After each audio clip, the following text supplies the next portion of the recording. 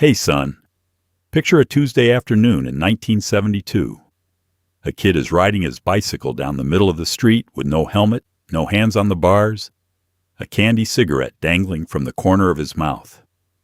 Nobody is watching. Nobody is worried. That was just Tuesday.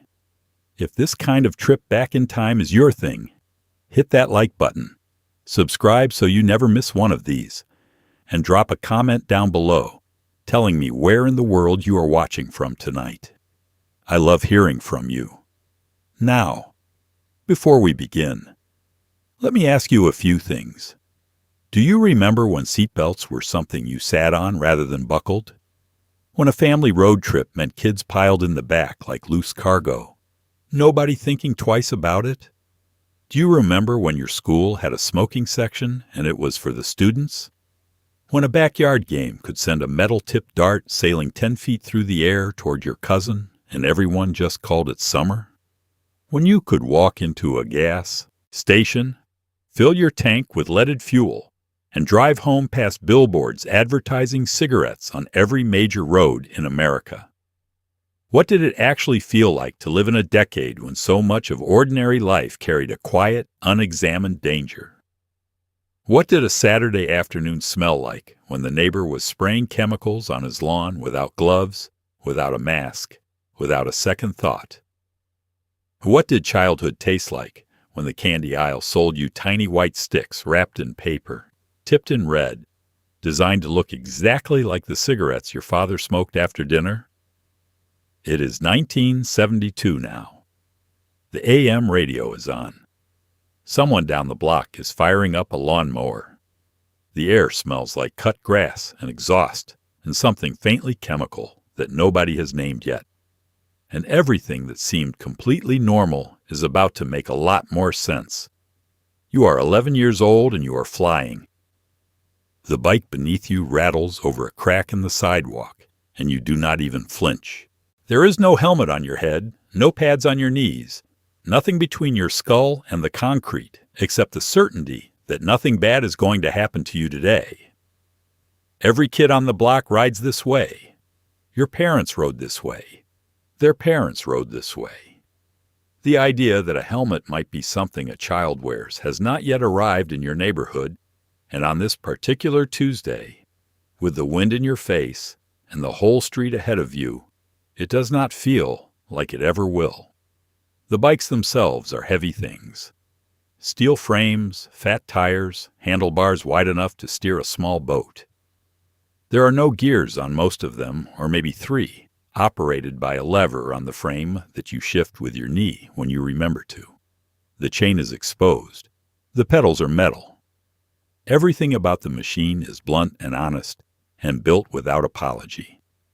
You ride it the way it was built to be ridden, fast, loose, confident in the way that only comes from not yet knowing what there is to be afraid of. The neighborhood has a geography that only kids know.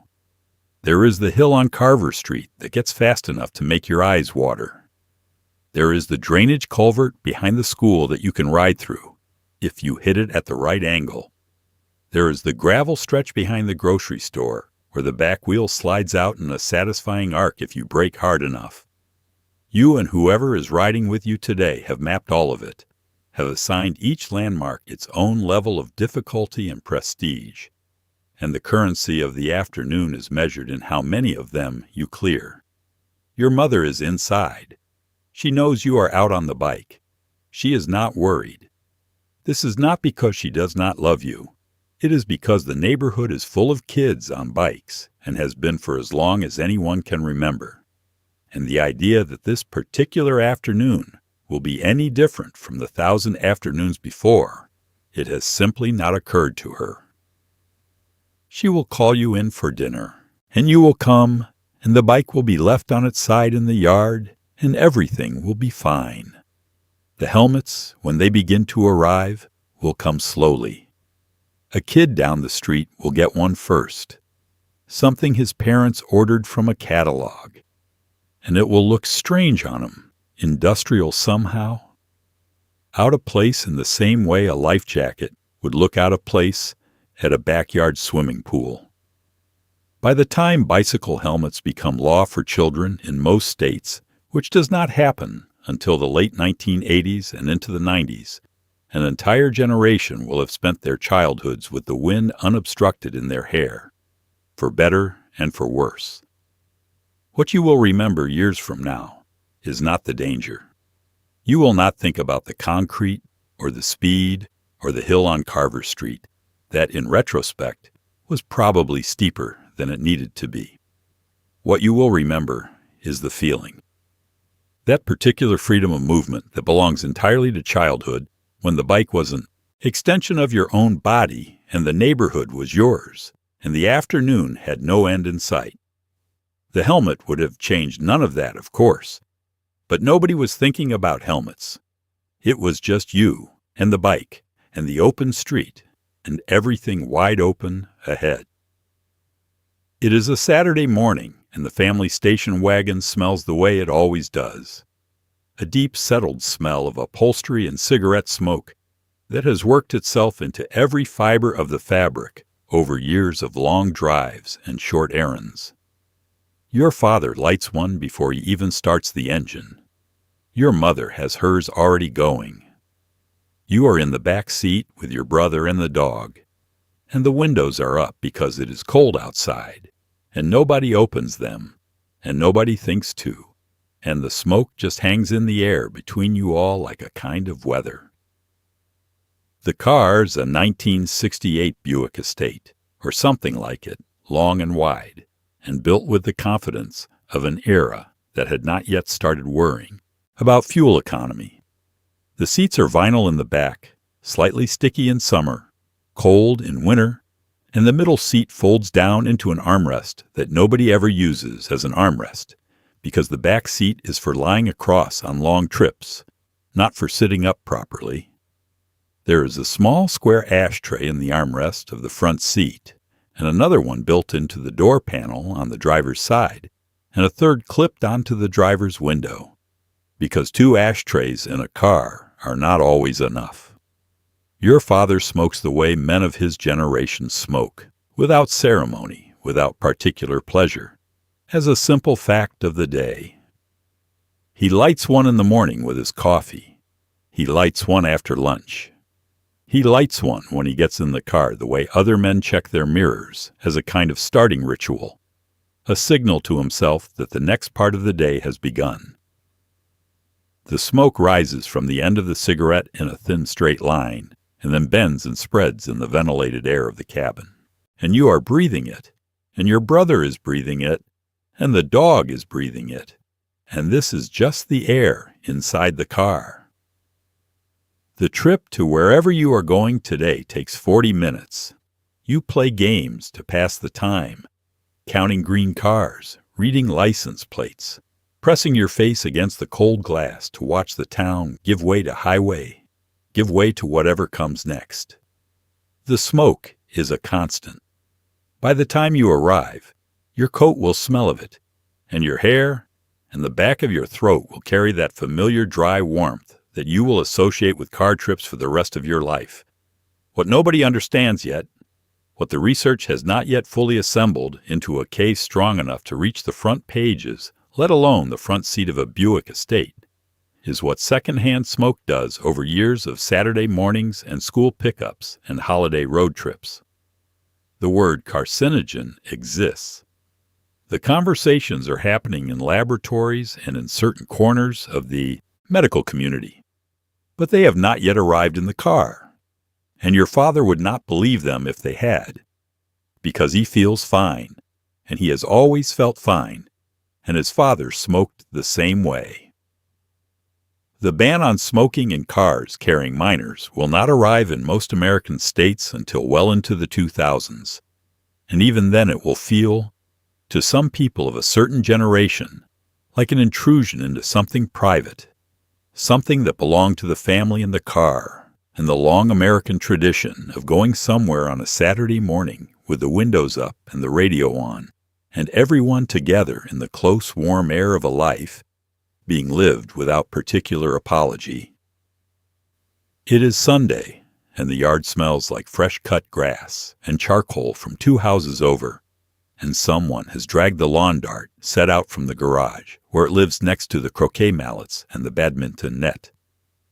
The darts are heavier than they look. Real metal tips, pointed and serious, the kind of weight that plants itself in the ground with a satisfying thud when you get the arc right. The target rings are laid out on the grass 20 feet apart, and your uncle is already warming up his throw. And the littlest kids are being told to stand back. And they are not standing back, and nobody is particularly worried about it. The game has rules, technically. You stand behind your ring. You throw toward the other ring. You score points for landing inside it. But in practice, on a Sunday afternoon with a cooler of beer and 4 different generations in the same yard, the rules are approximate, and the throws are variable, and the arc of a metal-tipped dart thrown by a man who has had 2 beers in the afternoon sun is not always the arc that was intended. This is understood. This is part of it. The darts are about 12 inches long. The tip is a solid metal spike. The body is weighted plastic, and the fins at the back are designed to keep the throw stable, which they do mostly. When they land, they punch 2 or 3 inches into the turf and stand there at a slight angle like something planted. And there is a satisfying solidity to the sound they make, a thunk that carries across the yard and lets everyone know that someone has thrown well. When they do not land right, when the arc is too flat, when the release is off, when the wind catches the fins, they travel parallel to the ground at a height somewhere between knee and shoulder, and there is a window of time between the throw and wherever the dart eventually lands, during which anyone standing in the trajectory is in genuine danger. The summer catalog sold them next to the slip and slides and the above-ground pool accessories. Toy stores kept them on the shelves through the entire decade. Millions of sets were sold, and millions of Sunday afternoons were organized around them, and most of those afternoons ended without incident, which is exactly the kind of safety record that keeps a dangerous product on the market for years past when the evidence begins to accumulate. The accidents, when they happened, were serious. A metal spike traveling at speed does not distinguish between the target ring and the skull of a 7-year-old who wandered into the yard at the wrong moment. The injuries that eventually forced the Consumer Product Safety Commission to ban lawn darts in 1988 included cases that, described plainly, leave no question about why the ban came. 3 children died. Thousands more were injured over the years the darts were sold. But on this Sunday, none of that has happened yet.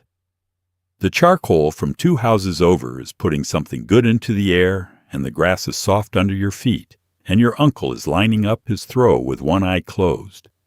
And someone behind you is laughing at something, and the afternoon has that particular golden quality that Sunday afternoons in summer have when they are going well. The darts thunk into the lawn, and everyone keeps their score, and the little kids are told again to stand back, and the whole thing feels as permanent and harmless as the yard itself. The corner store is 2 blocks from your house, and you know exactly where everything is. The candy is up front, the bread and milk are in the back, and the cigarettes are right behind the counter in neat rows, and the man behind the register knows your name, because you have been coming in here since you could reach the door handle.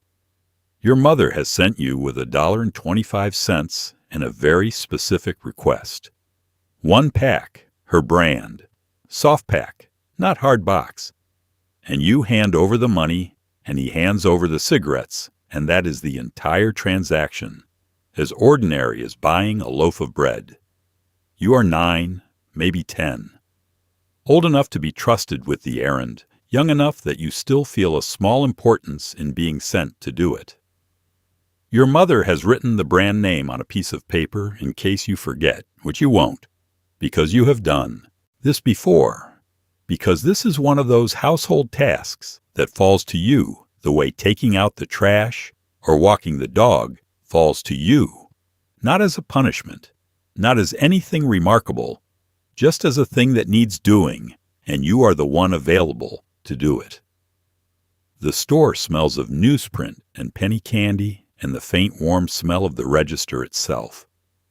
Something electrical and faintly metallic that you will never be able to name, but will always recognize. The candy near the register includes the candy cigarettes, which you sometimes buy with the change your mother tells you to keep. And you walk home eating one, which is its own kind of errand within an errand. The child mimicking the adult ritual while performing the adult errand, and nobody finding either thing even slightly strange. The man behind the counter does not ask your age. He does not need to. He is not selling to you. He is selling to your mother through you, which is a distinction that the law, such as it is in 1971, does not think much about. Minimum age laws for tobacco purchases exist in some states during this period, but enforcement is loose, and cultural expectations are looser. A child sent on an errand by a parent is understood to be acting as an extension of the parent, and the store owner who has known your family for years is not about to make a federal case of it. By the time the laws tighten, by the time the Sinar Amendment of 1992 begins the serious federal push to restrict tobacco sales to minors, an entire generation of children will have made this particular errand dozens of times. They will remember it not as something dark or corrupting, but simply as one of the tasks of childhood in an era that trusted kids to move through the world with a certain practical independence, to carry money and follow instructions and come back with the right brand. What you will carry home today is a soft pack of your mother's cigarettes, slightly warm from your jacket pocket and the change from the $1.25, and the particular small pride of an errand completed correctly. You will put them on the counter next to the phone, and your mother will say thank you without looking up from whatever she is doing, and the whole transaction will close as quietly as it opened. 2 blocks there and 2 blocks back on a weekday afternoon, in a decade that had not yet decided this was something to worry about. There is a particular corner of the school that belongs to the smokers. You know exactly where it is. Everybody does. It is tucked off the main hallway near the east exit. Or maybe it opens onto a small courtyard behind the gym. And during the passing period between 3rd and 4th class, you can see the older kids filing out there with practiced ease, lighting up before they have even stepped fully outside. The teachers know. The administration knows. There is even a butt can out there, a proper one, bolted to the wall, which means somebody ordered it, which means somebody thought about this and decided it was the sensible solution. The designated student smoking area is not a relic of the 1940s. It is not something from a film set or a history book illustration. It is a real feature of real American high schools throughout the 1970s, a formal accommodation of a habit so widespread among teenagers that the alternative, attempting to prohibit it entirely, seemed both impractical and slightly naive. The thinking was pragmatic. Kids are going to smoke. Better they do it in a supervised location than in the bathrooms or behind the bleachers or off campus in ways that create other problems. The kids who use it are not the troublemakers particularly. They are the juniors and seniors mostly, the ones who are 17 and have been smoking since 15 and carry their pack in the front pocket of a denim jacket with the same casual ownership their fathers carry theirs in a shirt pocket. Some of them have part-time jobs. Some of them drive themselves to school. The cigarette is one piece of a broader set of adult behaviors they have folded into their daily routine, and the school's quiet tolerance of the smoking area is, in a way, an acknowledgement of that. The teachers who smoke, and there are several, do not always use a separate facility. In some schools, the faculty lounge doubles as a smoking room, and the smell of it drifts into the hallway when the door opens between periods. The chemistry teacher lights one at his desk on a slow afternoon. The The gym coach has a cigarette going during outdoor practice on cold days, the smoke mixing with his visible breath in the November air. Nobody writes this down anywhere as a concern. It is simply the atmosphere, literally, of an American school in 1974. What is being absorbed in those years, in the lounges and the hallways and the faculty rooms and the cars with the windows up, is not just the smoke itself, but the entire cultural logic that surrounds it. The idea that smoking is normal, that it is adult, that it is something one simply does as a feature of daily life, is being transmitted continuously and from every direction. The warning label on the pack exists by this point. It has been there since 1966. But a warning label on a product handed to you by a peer in a courtyard behind the gym does not carry much moral weight. The student smoking areas will begin disappearing from American high schools through the late 1970s and into the 80s as attitudes shift and policies tighten. And by the time comprehensive clean air legislation arrives in the 90s, they will seem to anyone who did not live through them almost impossible to believe. But they were there, bolted to the wall, that butt can, ordered from a catalog, signed off on by someone in the district office. A small, practical gesture of accommodation toward a habit that, for one particular decade, the institution simply decided to absorb. Nobody is buckled in, and nobody expects to be.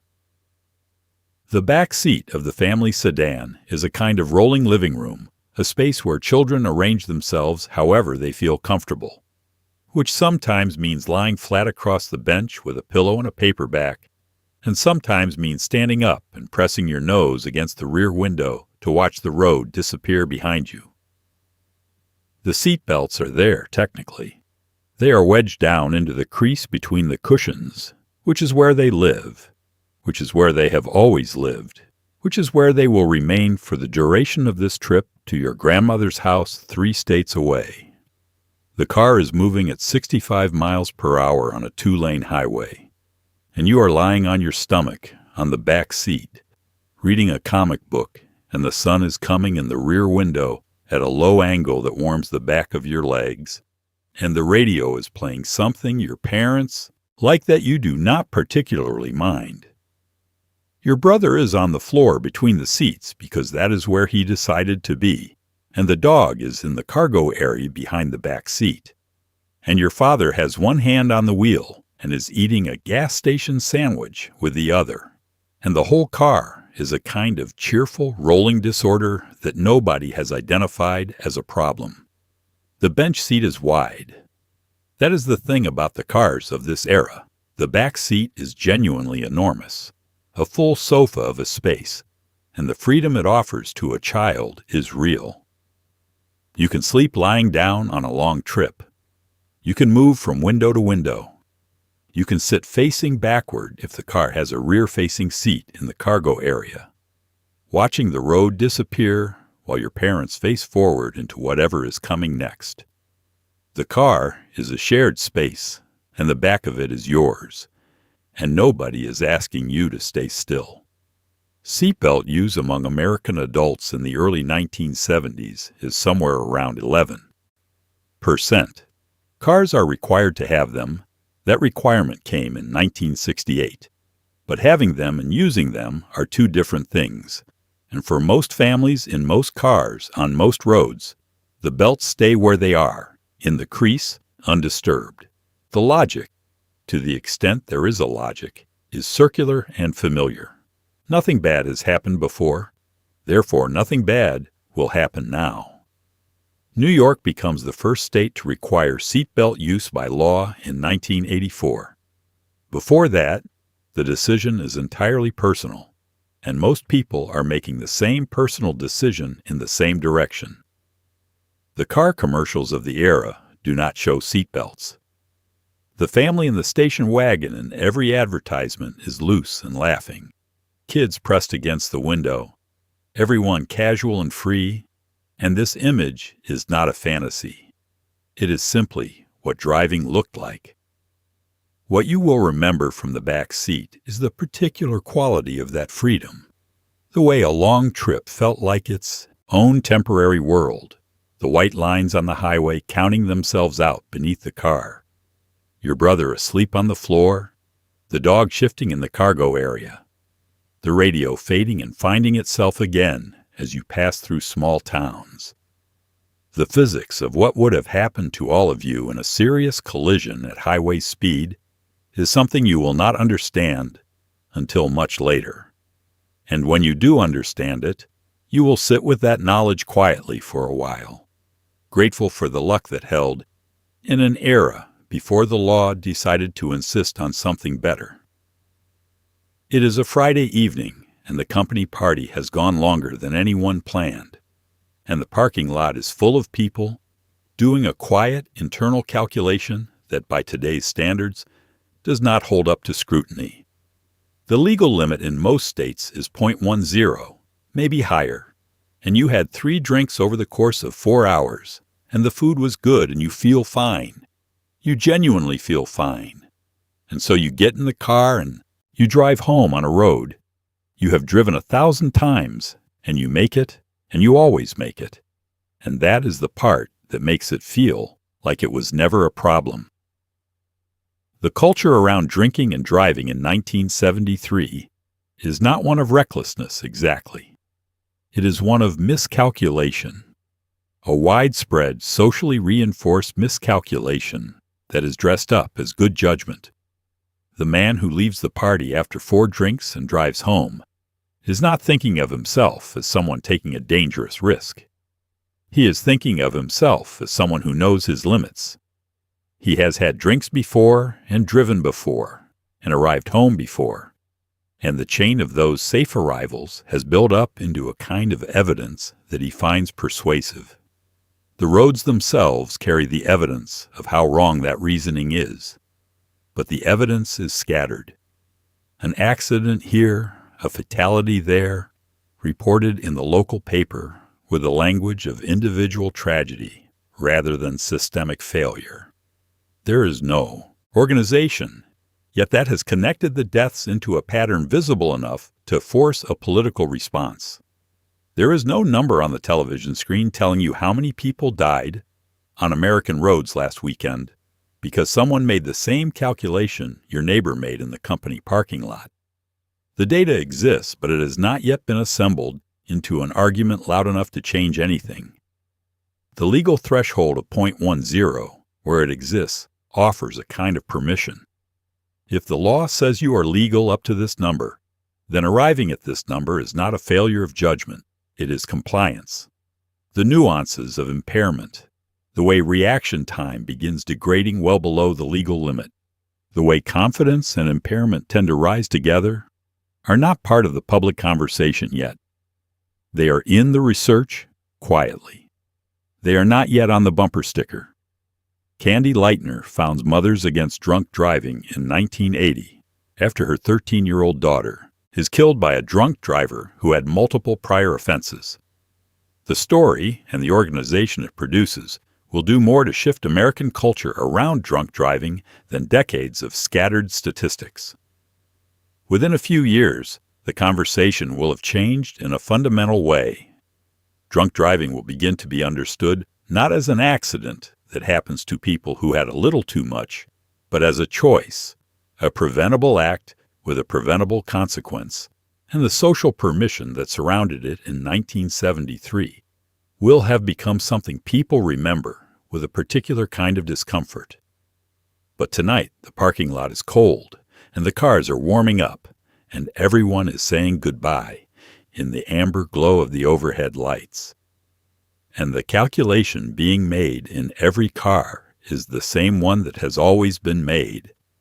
And the roads are quiet, and most of them will make it home. The ones who do not will be mourned as the victims of an accident. It will take years before anyone in a position to change the law decides that is the wrong word. The gas station on the corner of your block has 2 pumps and a hand-painted sign and a teenage attendant who comes out to fill your tank and check your oil before you even have to ask. You pull in and roll down the window and tell him regular, and he starts pumping, and the smell of gasoline rises up into the air in that particular way it does on warm days, thick and sharp and strangely pleasant, the way only dangerous things sometimes are. What is in that fuel? What is burning? What is releasing itself into the air over every road in every city in America is something almost nobody is thinking about yet. Tetraethyl lead has been added to gasoline since 1923. The original purpose was engineering. It reduced engine knock, allowed for higher compression, made cars run smoother and more efficiently. The automobile industry adopted it quickly and completely, and by the middle of the century it was simply part of what gasoline was, a standard ingredient, the way flour is a standard ingredient in bread. Something assumed and unremarked. The pumps do not advertise it. It is not on the label. It is just in there, and every car on every road is burning it and releasing the combustion products into the air, and the air is where you live. The children who grow up near busy roads in American cities during the 1950s, 60s, and 70s are growing up in air with lead concentrations that later research will describe in terms that are very difficult to read. The effects of chronic lead exposure at those levels on developing nervous systems, on cognitive function, on behavior, are documented in studies that will not reach policymakers in full until the 1970s, and will not translate into the beginning of a phase-out until the Clean Air Act of 1970 begins requiring unleaded fuel for new cars equipped with catalytic converters. But the phase-out is gradual. Leaded fuel remains available at American pumps well into the 1980s for older vehicles, and the conversation about what has already been absorbed by the bodies of an entire generation is one that researchers will return to for decades. Studies published in the 2000s and beyond will attempt to quantify the IQ loss, the behavioral effects, the long arc of consequence that began at a pump on a corner in a town where a teenage attendant filled your tank and checked your oil, and the air smelled thick and sharp and oddly pleasant. You drive away from the station, and the attendant puts the cap back on the pump and wipes his hands on his rag and waits for the next car. And the exhaust from a dozen vehicles drifts through the intersection and settles in the particular way that exhaust settles on a still morning, and the kids who live on this block play outside in this air every afternoon after school. And the windows of the houses are open because it is warm, and nothing about any of this registers as an emergency, because the emergency is invisible, distributed, unfolding over years and decades in bodies and bloodstreams that have no way of knowing what they are accumulating. Leaded gasoline is fully phased out in the United States in 1996. The improvement in average blood lead levels in American children that follows the phase-out is among the most clearly documented public health successes of the 20th century. The harm that preceded it is equally well documented and equally difficult, sitting here now, to fully absorb. They came in a little paper box designed to look exactly like a real cigarette pack, with a brand name printed on the front that rhymed just closely enough with the real thing to make the joke land. Inside were 20 white candy sticks, each one tipped in red, each one light enough to hold between two fingers the way you had seen the adults do it.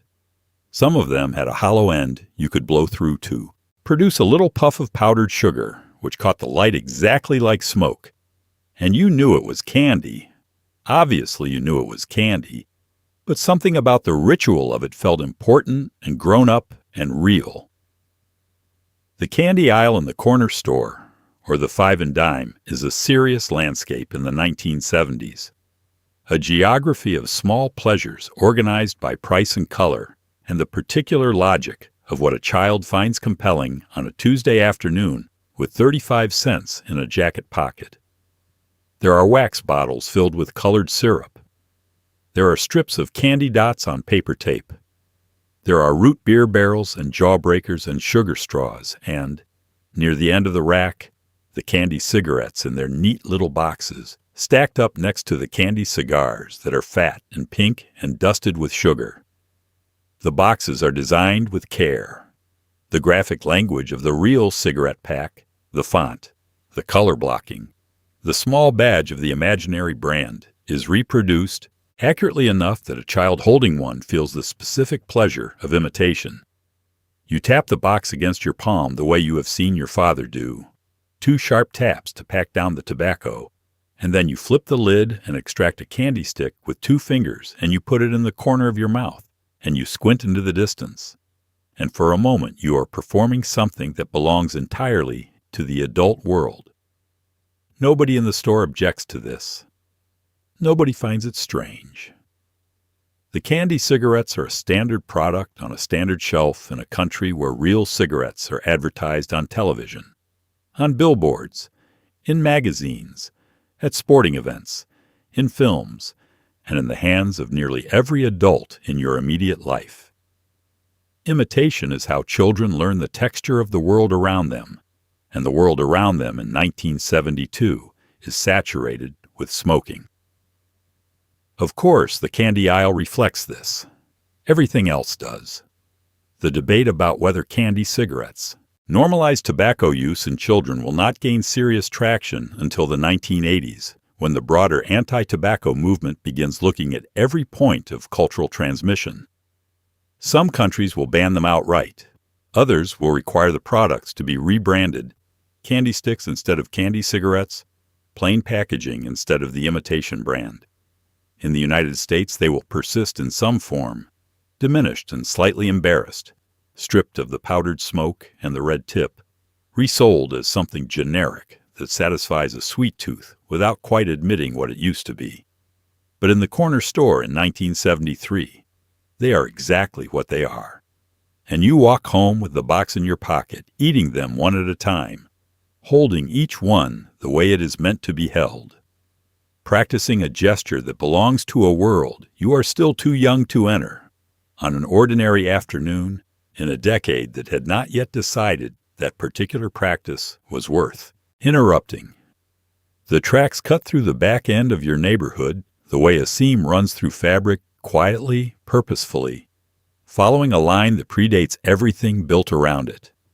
The gravel along the ties is gray and sharp-edged and warm in summer, and the rails themselves carry a faint hum on certain mornings that you can feel more than hear if you press your foot against one. Kids have always played here. Your older brother played here. The kids 2 grades above you play here. You place a penny on the rail flat and smooth and come back later to find it wide and thin as a wafer, pressed into something barely recognizable, and you hold it up in the afternoon light and feel like you have made something. The tracks belong to everyone and no one, which is the kind of space that pulls children to it. There are no signs that anyone has enforced recently. The fence that ran along one section has been down for 2 summers and nobody has put it back up. The ties are old wood, sun-bleached and split, spiked with rust, and the gravel between them is the right size to throw and to crunch underfoot and to fill a jacket pocket with for no particular reason except that you are 10 and filling your pockets is what you do. Walking the rail is a game of balance. You put one foot in front of the other on the top of the steel and you hold your arms out and you go as far as you can before you step off. And your record is somewhere around 40 feet, which you told your friend was 60, and he told you his was 80. And neither of you was counting very carefully.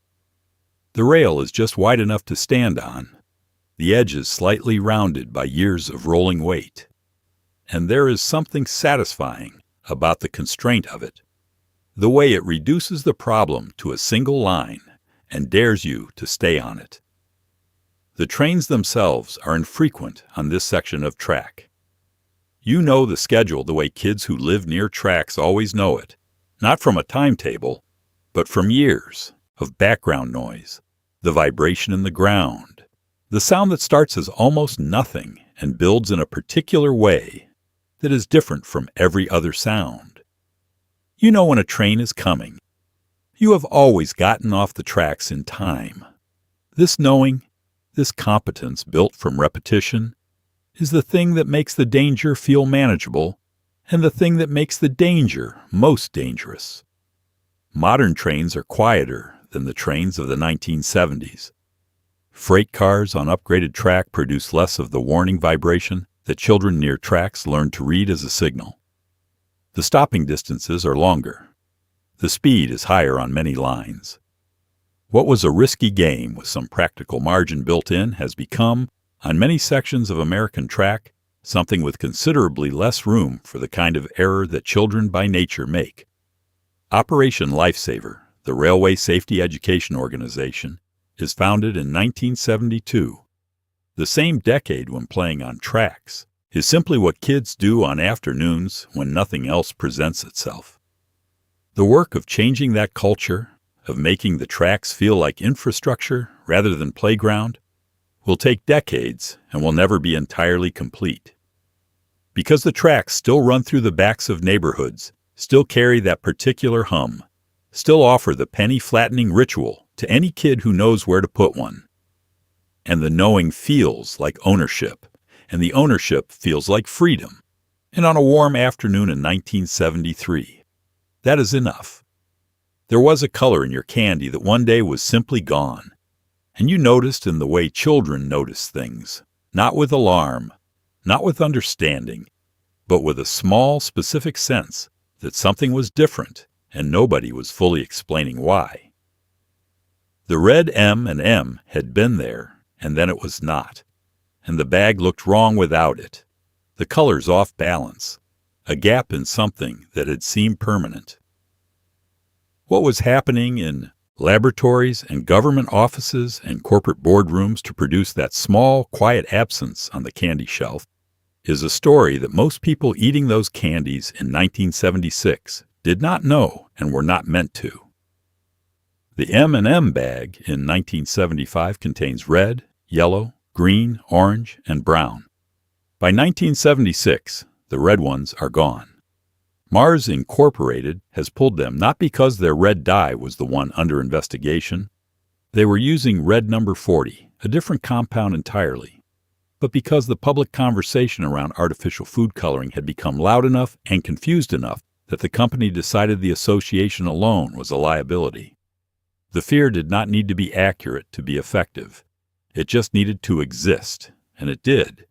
And the red M&M disappeared for 11 years. Red dye number 2 had been a standard food coloring since the early 20th century. It colored maraschino cherries and fruit cocktail and certain brands of soda and a wide range of processed foods that Americans ate without thinking about their ingredients. The way people in the 1970s generally did not think about their ingredients. The dye gave food a particular shade of red that was vivid and appetizing and industrially consistent. The kind of color that nature produces imprecisely, and manufacturing produces exactly right every single time. The Soviet studies that raised the alarm, research suggesting a possible link between high doses of the dye and tumor development in laboratory animals, arrived in American scientific and regulatory discussions in the early 1970s and produced the kind of public anxiety that moves faster than the evidence supporting it. The FDA banned red dye number 2 in February of 1976, citing insufficient evidence of safety rather than confirmed evidence of harm, which is a distinction that matters scientifically and does not matter at all to a parent standing in the candy aisle reading a newspaper story about cancer-causing dye in their child's food. What followed was a quiet reorganization of the American food supply, mostly invisible to consumers. Manufacturers reformulated. Colors were replaced or removed. Certain shades of red became less common on grocery shelves, not because they were banned, but because the appetite for anything associated with the controversy had cooled sharply, and the food industry, which is sensitive to perception in ways that run well ahead of regulation, adjusted accordingly. The red M&M came back in 1987, colored with red number 40, which had been in use throughout the controversy, and had never been the subject of the original concern. The return was treated as a small event, a restoration of something that had been missed without most people quite articulating why. The candy bag looked right again. The colors were balanced. The particular red that had been absent for 11 years was back, in your palm on a Tuesday afternoon, and most people eating it had no clear memory of why it had ever gone away. Only a vague sense that something had been returned to its proper place, which is exactly how the food industry prefers these things to resolve. The sound alone was enough to make you want them. A hard, sharp crack that carried across a playground, rhythmic and fast, when someone really had the hang of it, like applause from a single pair of hands moving too quickly to follow.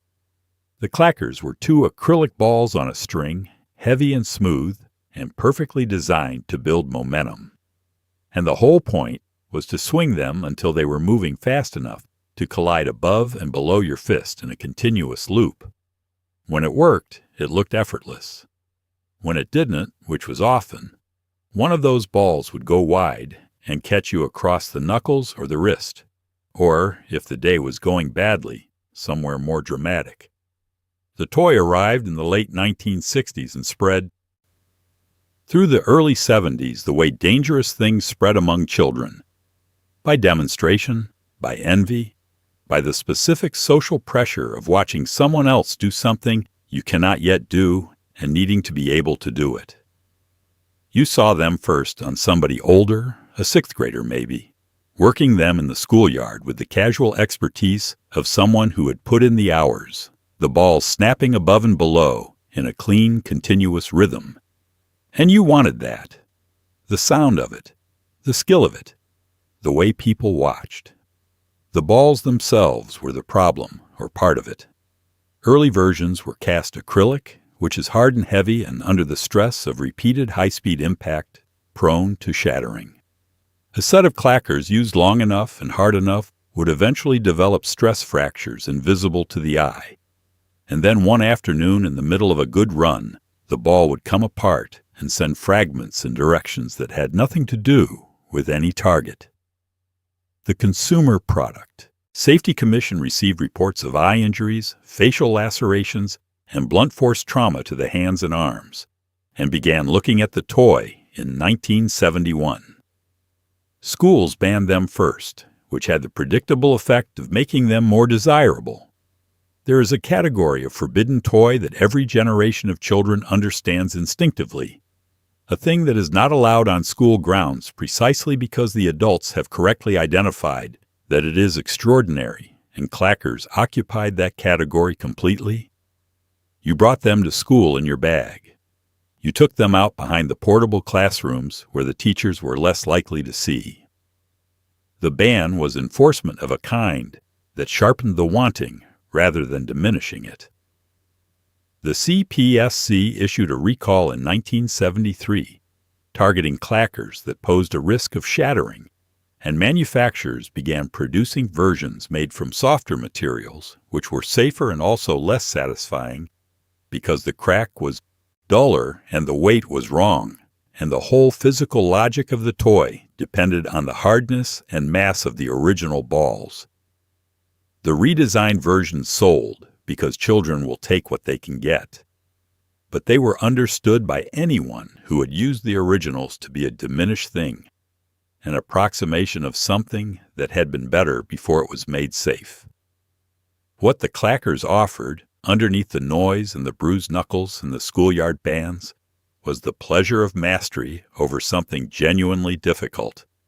The skill required to keep them going, the precise rhythm of the wrist, the maintenance of the arc, the recovery from a missed beat was real, and the satisfaction of achieving it was real.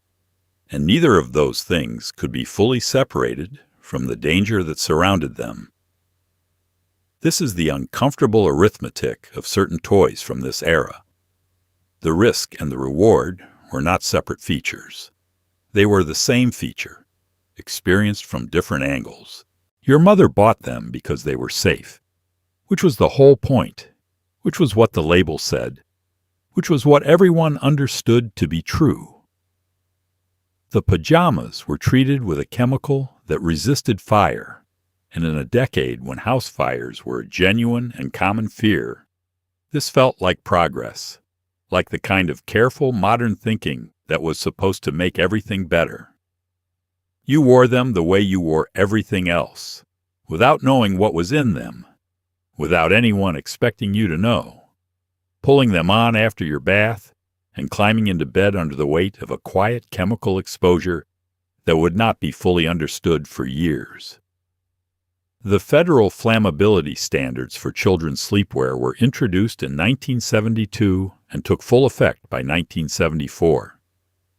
The Consumer Product Safety Commission required that all children's pajamas in sizes 9 months through size 14 be flame-resistant, meaning the fabric either had to be made from an inherently fire-resistant synthetic like polyester, or had to be treated with a chemical flame retardant. Most manufacturers chose the chemical treatment because it was cheaper and could be applied to a wider range of fabrics. The chemical they used, almost universally, was called tris. Tris is shorthand for tris-2,3-dibromopropyl phosphate, which is a name nobody was printing on pajama tags.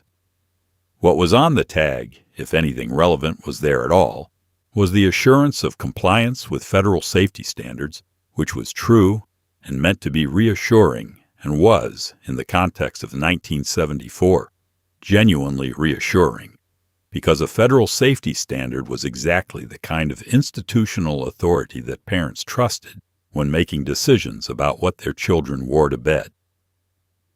The problem with tris emerged through research that accelerated through the mid-1970s. The chemical was found to be mutagenic in laboratory testing, meaning it caused changes in DNA in ways consistent with carcinogenic activity. It was also absorbed through the skin, demonstrated clearly enough that urine samples from children wearing TRIS-treated pajamas showed detectable levels of the compound's metabolites. The children were not just sleeping near the chemical. They were absorbing it through 8 or 10 hours of skin contact every night, night after night, in the fabric their parents had specifically chosen, because it was the safe option. The CPSC banned TRIS treated children's sleepwear in 1977, and manufacturers scrambled to reformulate. Some switched to inherently flame-resistant polyester, which addressed the regulatory requirement without the chemical treatment. Others found alternative retardants. The tris-treated pajamas, already in homes, were not recalled in any practical sense, and millions of garments continued to be worn through the late 1970s as families simply used what they had. What makes this story sit differently from a straightforward product recall is the layer of intention underneath it. The flame retardant requirement came from a real concern. Children were dying in fires involving flammable sleepwear, and the parents who bought the treated pajamas were doing exactly what responsible parents do, which is follow the guidance of regulatory bodies whose job it is to weigh these things carefully. The harm that followed was not the result of negligence or indifference. It was the result of a gap between what was known and what was knowable at the moment the standard was written, which is the particular kind of harm that is hardest to assign and hardest to absorb. You were trying to protect your child. The thing you used to protect them was the thing that needed protecting against. That is a sentence that does not get easier to sit with the more carefully you look at it. The commercial comes on between the second and third act of whatever your family is watching on a Tuesday night, and the man on the screen is riding a horse across open land, or he is standing in a mountain stream, or he is laughing with friends on a sailboat, and he is always handsome and always at ease, and always holding a cigarette, and the music under it is bright and confident, and the whole 30 seconds carries a feeling of freedom, of wide open spaces, of a life being lived fully. The Surgeon General's warning that arrives in 1971 will push cigarette advertising off the airwaves, but for the years before that, it is just another commercial, just another easy image of a good life. The Marlboro Man has been on television since 1954. By the time the ban arrives, he is one of the most recognized advertising images in the world, a figure so thoroughly embedded in the American visual imagination that his removal from the airwaves does almost nothing to diminish his presence in the culture. He moves to billboards, to print, to the sides of racing cars and the backs of magazines, and the image carries forward essentially intact, which is precisely what the tobacco industry understood would happen and precisely why the advertising ban, significant as it was in principle, did less damage to cigarette sales than its supporters had hoped. The television ads themselves were a masterclass in atmospheric persuasion. They did not generally make claims about the cigarette. They made claims about the person who smoked it. Or rather, they assembled a set of images so carefully chosen and so consistently repeated that the person watching absorbed the association without being asked to consciously accept a proposition. The mountain stream was not an argument. The sailboat was not evidence of anything. They were feeling, delivered in 30 seconds. And the feeling was, people who are free and attractive and at ease in the world smoke this brand. That was the entire message. It did not need to be stated because it was never a statement. It was an atmosphere. Children watched these commercials alongside their parents. There was no separate programming logic that said cigarette advertising belonged in adult time slots. The ads ran during variety shows, during game shows, during the family westerns, and the primetime comedies that everyone watched together on the single television in the living room. Joe Camel, the cartoon mascot that R.J. Reynolds would introduce in 1988, was still in the future, but the principle he represented, that cigarette advertising reached children and was designed, at some level, to reach them, was already operational in every living room in America on a Tuesday night in 1969. The Public Health Cigarette Smoking Act, which banned cigarette advertising from American television and radio effective January 2nd of 1971, was signed by President Nixon on the same day the last cigarette ad ran. The industry had rushed to buy airtime for the final hours of New Year's Day, 1971, running their spots through the night until midnight passed and the ban took effect. It was a last act of such perfect commercial shamelessness that it has become, in retrospect, almost admirable in its directness. What the ban changed was the living room. The Tuesday night commercial break would no longer carry that particular image, the horse, the stream, the confident ease of a man with a cigarette in a landscape that belonged entirely to him. What it did not change, and could not change, was the 20 years of those images already resident in the minds of everyone who had grown up watching them, already doing the work they were designed to do quietly and permanently in a way that a regulatory act could interrupt but not undo. The seat is narrow and the armrest is shared, and there is an ashtray built directly into it, a small chrome oval that flips open on a hinge, smooth from years of use.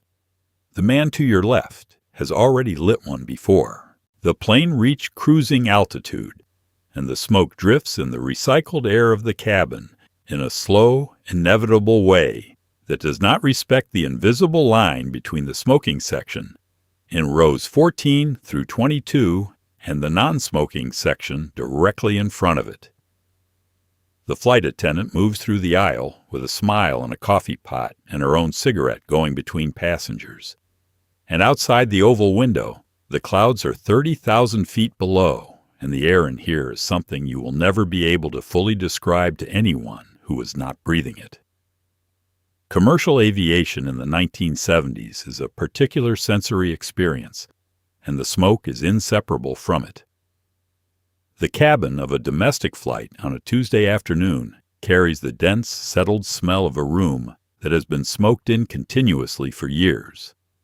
Not just today's flight, but every flight before it, absorbed into the seat fabric and the carpet and the overhead panels and layers that no cleaning, service can fully reach. You board into this smell. You sit down in it. If you are a non-smoker, you do not complain, because there is nowhere specific to direct the complaint and no regulatory mechanism waiting to receive it. This is simply what airplanes smell like. The smoking section is a legal and logical fiction that everyone on the plane understands to be a fiction. Air circulates.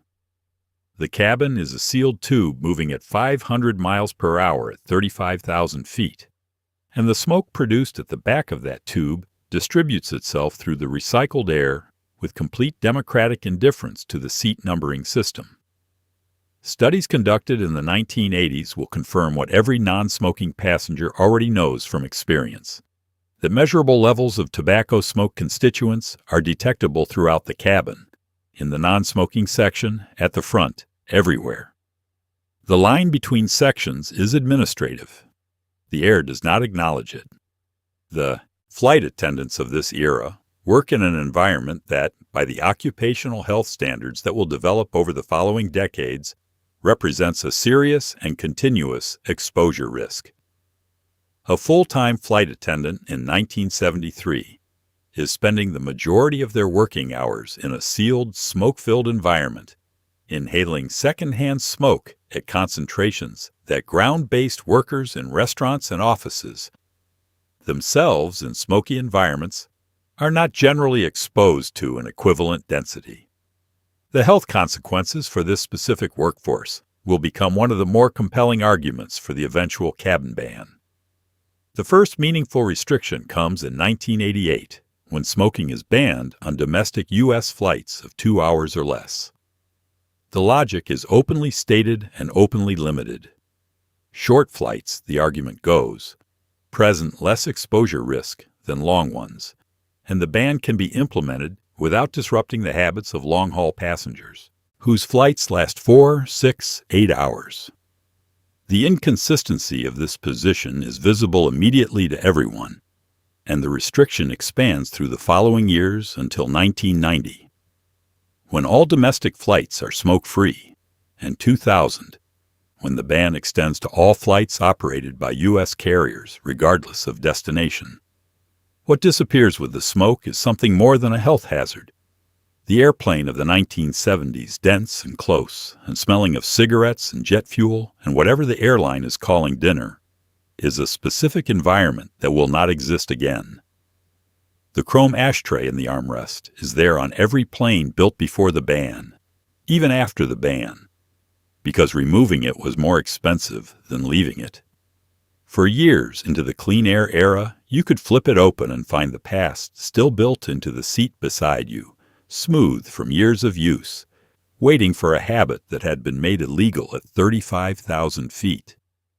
The bottles are glass, and they come to the door in the early morning before anyone is awake. And when you bring them in, the cream has risen to the top overnight in a thick pale layer that has to be shaken back down or skimmed off depending on what your mother prefers. The milk is cold and heavy and tastes different from anything that comes in a waxed carton from the grocery store. Richer, earthier, with a faint quality that is hard to name, but easy to recognize. Nobody is thinking about pasteurization on a Tuesday morning in 1973. Nobody is thinking about what might be living in this milk alongside the fat and the protein and the taste that feels, in every possible way, like something real. The milkman, where he still exists in the early 1970s, is a figure in the process of becoming historical. The peak of home milk delivery in America was the 1950s, when roughly half of all milk consumed at home arrived by this route. By the early 70s, supermarket competition has pushed most dairies away from direct delivery, and the milkman on the route is increasingly a relic, a holdover from a distribution model that made economic sense before refrigerators were universal and grocery stores were everywhere. But in rural areas, in small towns, in communities close enough to working farms, the relationship between household and dairy is still sometimes direct and personal and raw in the most literal sense. Pasteurization, The process of heating milk to kill pathogenic bacteria has been widely practiced since the early 20th century.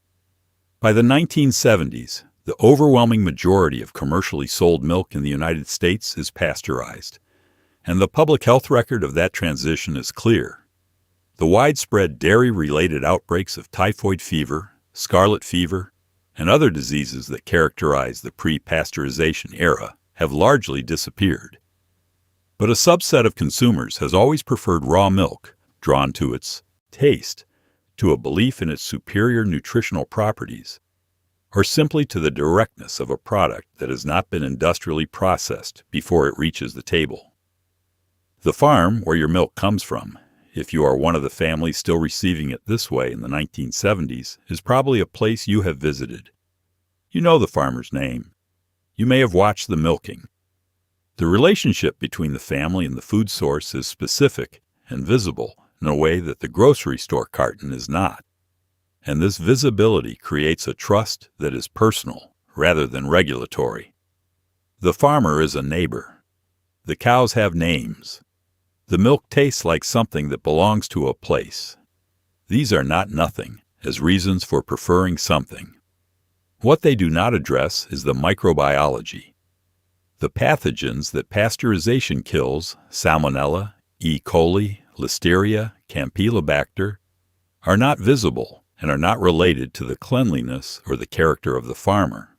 They are simply present in raw animal products at rates that make unpasteurized dairy a meaningful risk, particularly for children, elderly people, and anyone with a compromised immune system.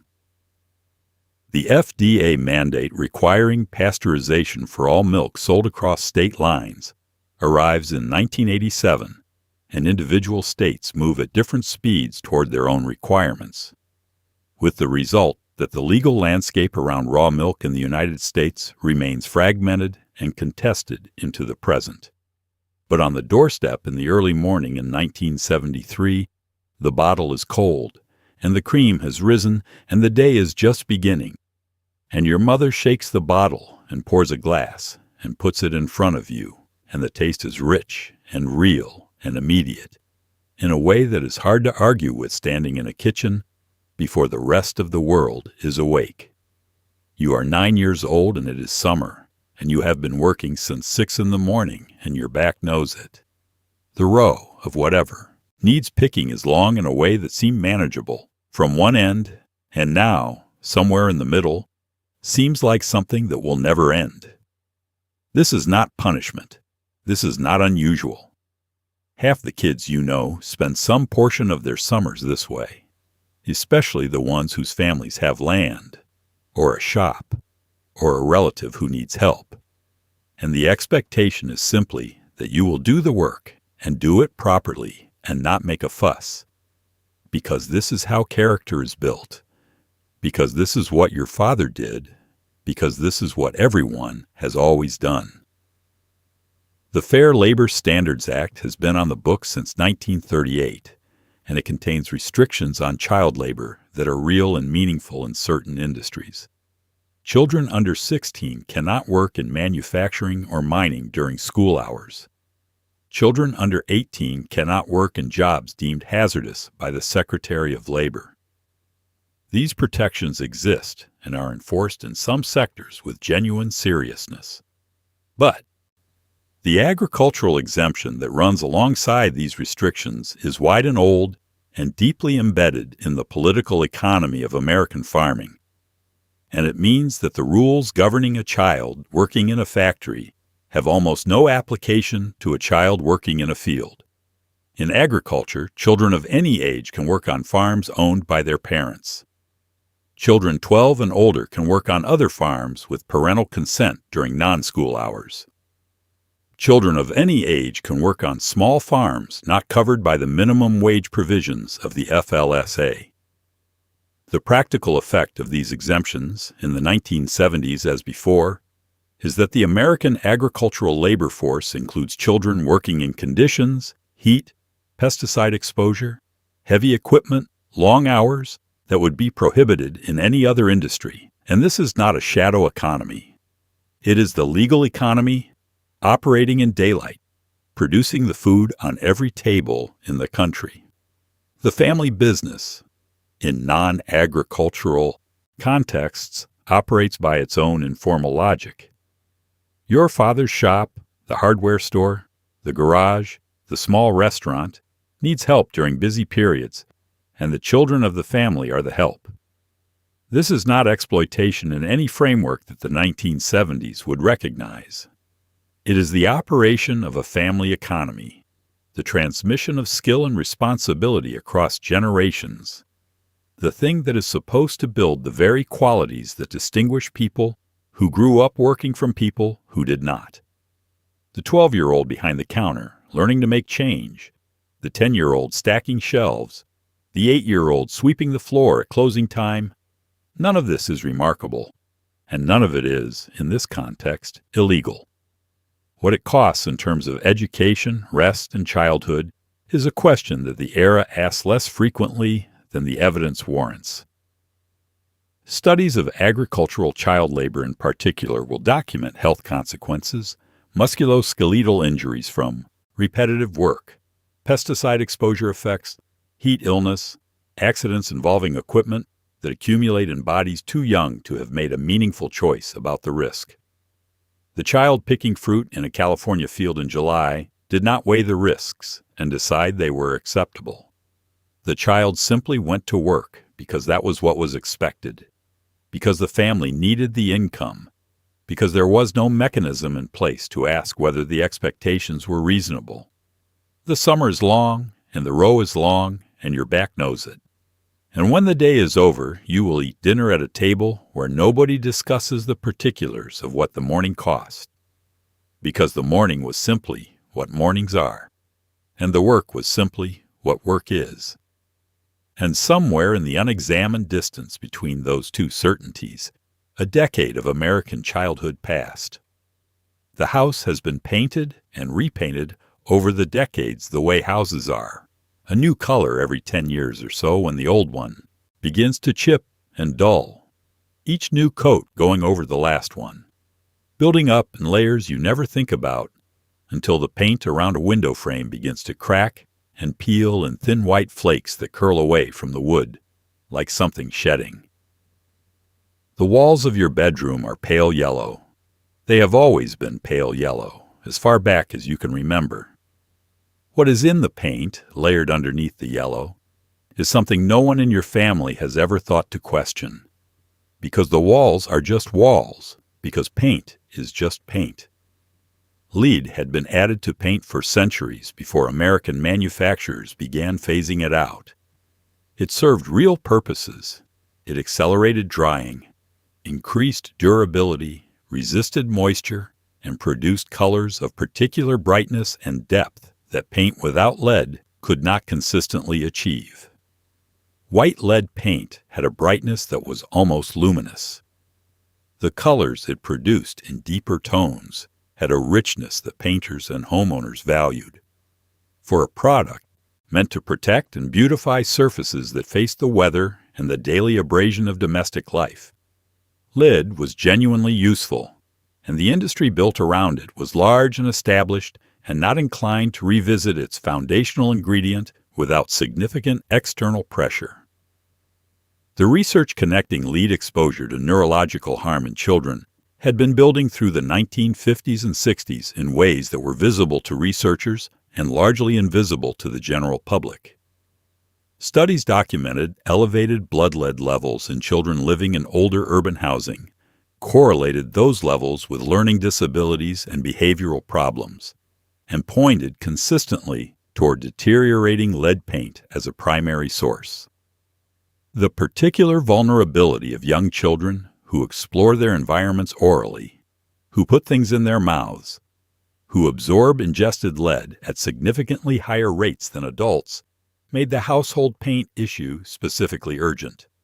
A child eating chips of sweet-tasting lead paint from a windowsill, which children did and do, is receiving an acute dose of a neurotoxin with no safe lower threshold. The federal ban on lead paint in residential housing arrives in 1978, when the Consumer Product Safety Commission prohibits the use of paint containing more than 0.06% lead in homes, toys, and furniture. The ban is significant and overdue, and does not, in any practical sense, address the problem it is named for. Because the problem is not new paint, it is old paint, already on the walls of tens of millions of American homes built before the ban, sitting in layers under whatever has been applied since, waiting for the friction of an opening window or the work of a renovator with a sander to become airborne again. The number of American homes built before 1978 that still contain lead paint is estimated at somewhere around 30 million. The children who grow up in those homes after the ban are not protected by the ban. They are protected only by maintenance, by keeping the paint intact, by addressing deterioration promptly, by knowing that the walls around them carry something that should not enter the air or the mouth or the bloodstream of anyone small enough to absorb it at the rates children absorb things. The walls of your bedroom are pale yellow, and they have always been pale yellow, and the afternoon light comes through the window and makes them warm, and the room smells like a room that has been lived in for years, familiar and safe, the way a child's room is supposed to smell. Underneath the yellow, in layers going back further than the house's current family, something waits in the paint that nobody in the room is thinking about. Because the walls are just walls, because paint is just paint, because that is how it sits until it doesn't. The parking lot is icy, and the cars are already warming up, and people are saying their goodbyes in that long, slightly unsteady way that happens at the end of a party that went well. Your father has had 4 drinks over the course of 3 hours, which, by the math of 1974, does not disqualify him from driving. He is not stumbling. He is laughing at something someone said near the door. He finds the car keys on the first try. The drive home is 20 minutes on roads he has driven every day for 12 years, and the radio is playing something soft. And your mother is in the passenger seat with her shoes off, and they make it home, and they always make it home. And that particular luck will hold for years before anyone in America decides to seriously name it for what it is. The office Christmas party of the 1970s is an institution with its own well-established grammar. There is an open bar that runs from 6 in the evening until whenever the venue closes. There are cheese cubes on toothpicks, and a shrimp ring that goes fast, and a bowl of punch that is making promises it cannot keep. The boss gives a speech. The accounting department loosens up in ways that will be remembered on Monday, with a particular quality of embarrassment. Everyone drinks because it is a party, and parties involve drinking, because this is what adults do when the year ends, and the company has done well enough to afford a room with a bartender. Nobody assigns a designated driver. The concept, as a named and practiced thing, is not yet part of the cultural vocabulary in 1974. It will arrive in the early 1980s, carried forward partly by MAD and partly by a shift in public understanding about impairment that has not yet happened in the parking lot where your father is finding his keys. The idea that someone at a social gathering should volunteer to remain sober for the purpose of driving others home, that this is a specific role that needs to exist and be assigned, is still years away from being something anyone at this party has thought to organize. The BAC limit of 0.10, where it is the law, is understood by most drivers as a threshold of obvious incapacity. You would have to be visibly drunk to be over it, and your father does not believe he is visibly drunk.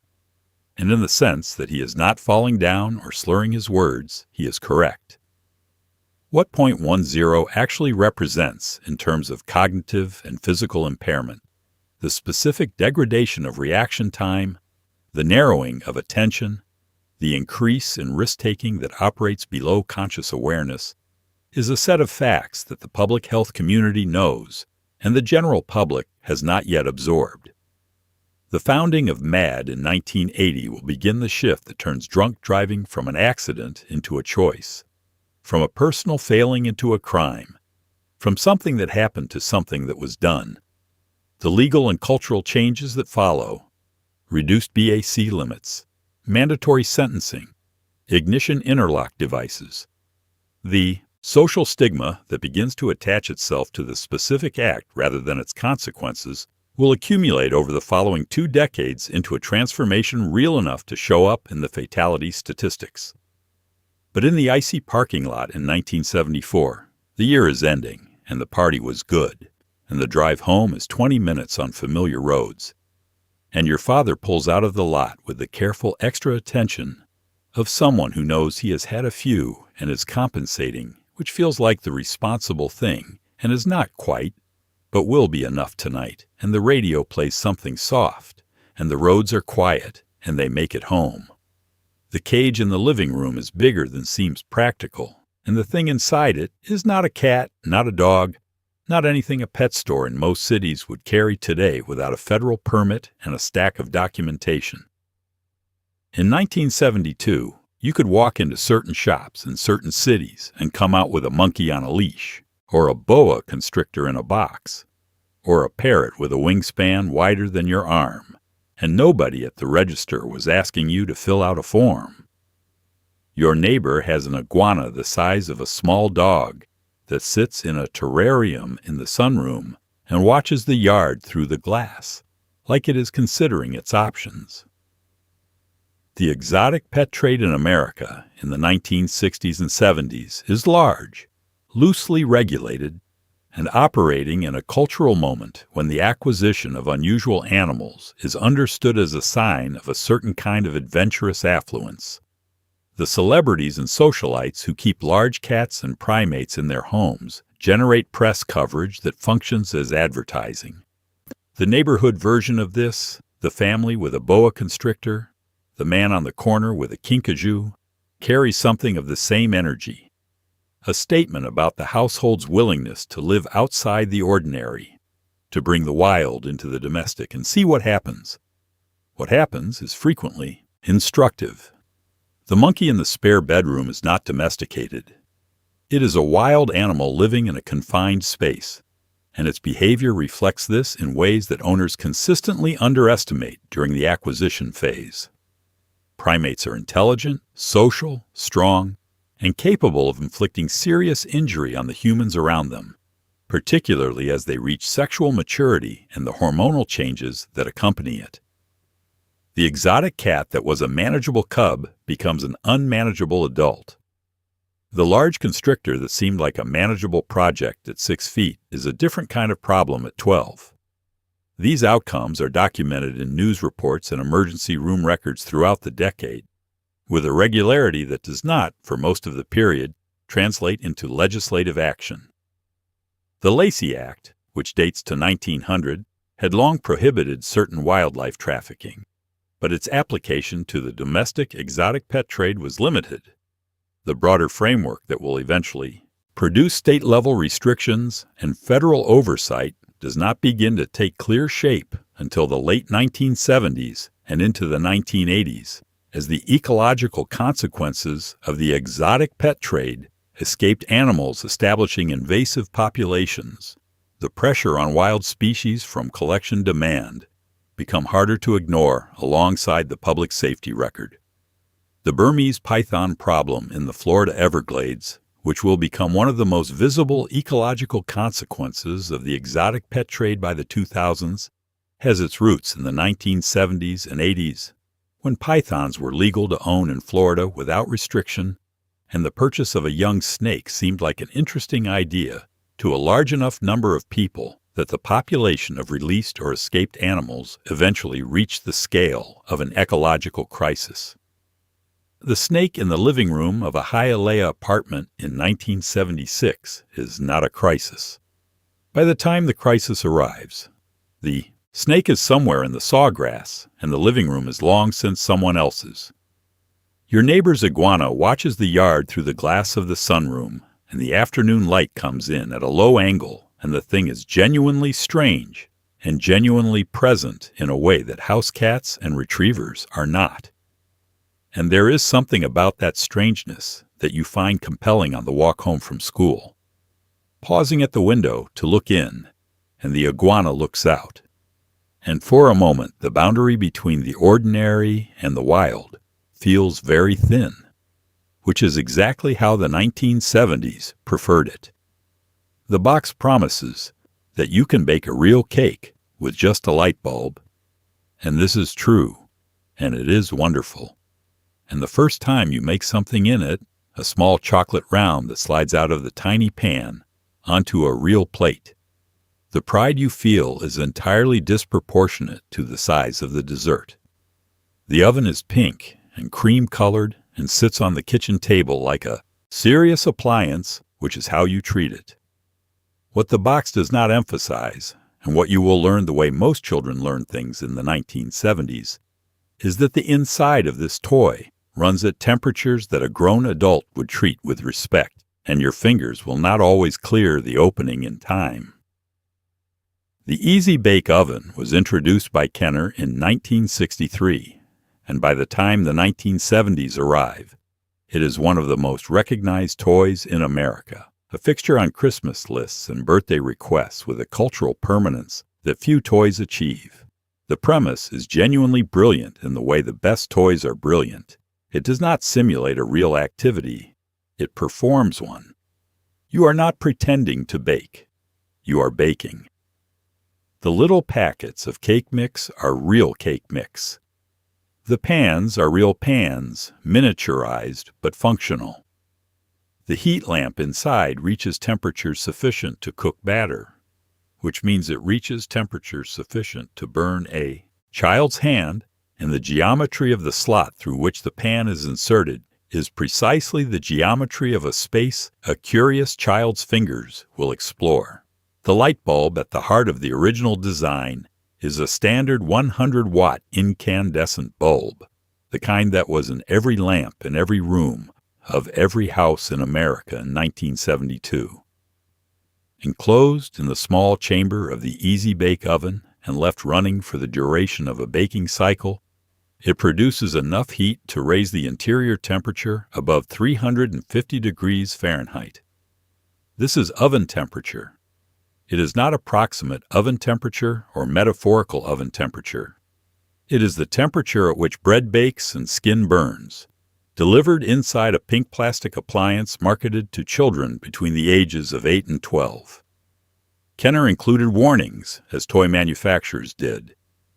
The instructions specified adult supervision, careful handling, keeping the oven away from the face and body during operation, allowing the unit to cool before touching any interior surfaces. These warnings were printed in the kind of small, earnest text that children do not read and adults read once and forget, and their presence on the packaging satisfied whatever regulatory requirement existed at the time for documenting that a hazard had been acknowledged. The hazard remained. The injuries that accumulated in emergency rooms through the decades of the original design were predominantly burns to the fingers and hands, children reaching into the slot to retrieve a pan, children testing the interior temperature with a fingertip, children doing what children do, which is interact physically and directly with the things around them without the fully developed risk assessment that adults apply inconsistently, but at least occasionally. Reports also documented children getting fingers trapped in the opening, unable to withdraw them from a space that was hot and tight and unforgiving in a way the Mike Toy's cheerful exterior did not prepare anyone for. Hasbro, which acquired the Easy Bake brand, eventually redesigned the oven in the early 2000s after a specific and serious cluster of injury reports prompted CPSC involvement. The new design replaced the exposed light bulb with an enclosed heating element positioned away from the slot opening, and reconfigured the access geometry to make entrapment less likely. The redesigned version is demonstrably safer and unmistakably less interesting to a certain kind of child, because the danger and the fascination were, as with so many things from this era, not fully separable. What you remember years from now is not the burn, or not only the burn. You remember the smell of the little cake baking, something sweet and slightly chemical, from the powdered mix warming in that small enclosed space while you watched the slot with complete attention. You remember the wooden stick that came with it for pushing the pan through. You remember the moment the pan emerged on the other side and you tipped the tiny cake out onto a plate that was also tiny. Oh, and you had made something, genuinely made it, with heat and time and your own hands. The burn healed. The cake was real. That was the Easy Bake Oven, and on balance, on a Saturday morning in 1974, it felt entirely worth it. You walk your mother all the way to the gate, past the single-board attendant who glances at the ticket, down the long corridor that smells like carpet and jet fuel and the particular nervous energy of a place where people are always arriving and departing. There is no machine to walk through. Nobody asks you to remove your shoes. Your father's briefcase goes through nothing, is inspected by nobody, is simply carried. The plane is visible through the glass, and the cockpit door, when you walk past it boarding, is open, and the pilot turns around and nods at you, and the whole thing has the casual openness of a bus terminal. Because in 1973, that is essentially what it is. American commercial aviation in the early 1970s is operating under a security framework that, described plainly from the present day, sounds like a description of a dream.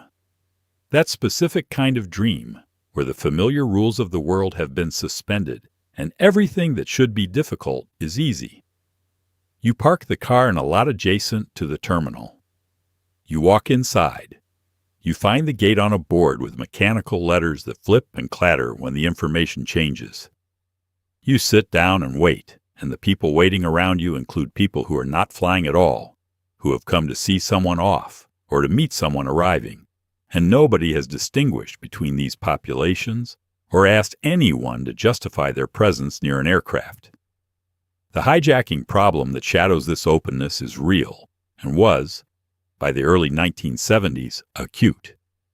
The period between 1968 and 1972 saw a wave of aircraft hijackings in the United States that reached a frequency most people living now would find difficult to believe. 1972 alone recorded more than 30 domestic hijackings. The destinations demanded ranged from Cuba, which was by far the most common, to various international locations, and the demands made included ransom money, political prisoners, and in several cases simply a desire to go somewhere other than where the plane was headed. The hijackings were disruptive and occasionally fatal and produced a public sense of vulnerability that the existing security framework had clearly failed to address. The response, when it came in 1973, was the introduction of mandatory passenger screening at all U.S. commercial airports. Metal detectors and X-ray machines for carry-on baggage became standard. The change was significant and produced an immediate, measurable reduction in domestic hijackings. But what was implemented in 1973 was, by any subsequent standard, a modest threshold, a metal detector that found guns and large metal objects, an X-ray system operated by personnel whose training varied considerably by airport and operator. The cockpit door remained thin and unlocked. The checked baggage went largely unexamined. The perimeter of the secure area was defined and watched, but not in the ways that later decades would come to understand as necessary. What the 1970s airport offered, even after the screening introduction, was an atmosphere of transit that felt fundamentally public and shared. A civic space that happened to have airplanes attached to it. The terminal was a place you could linger. The gate area was accessible to anyone with a reason to be there, which was not a category that anyone was checking carefully.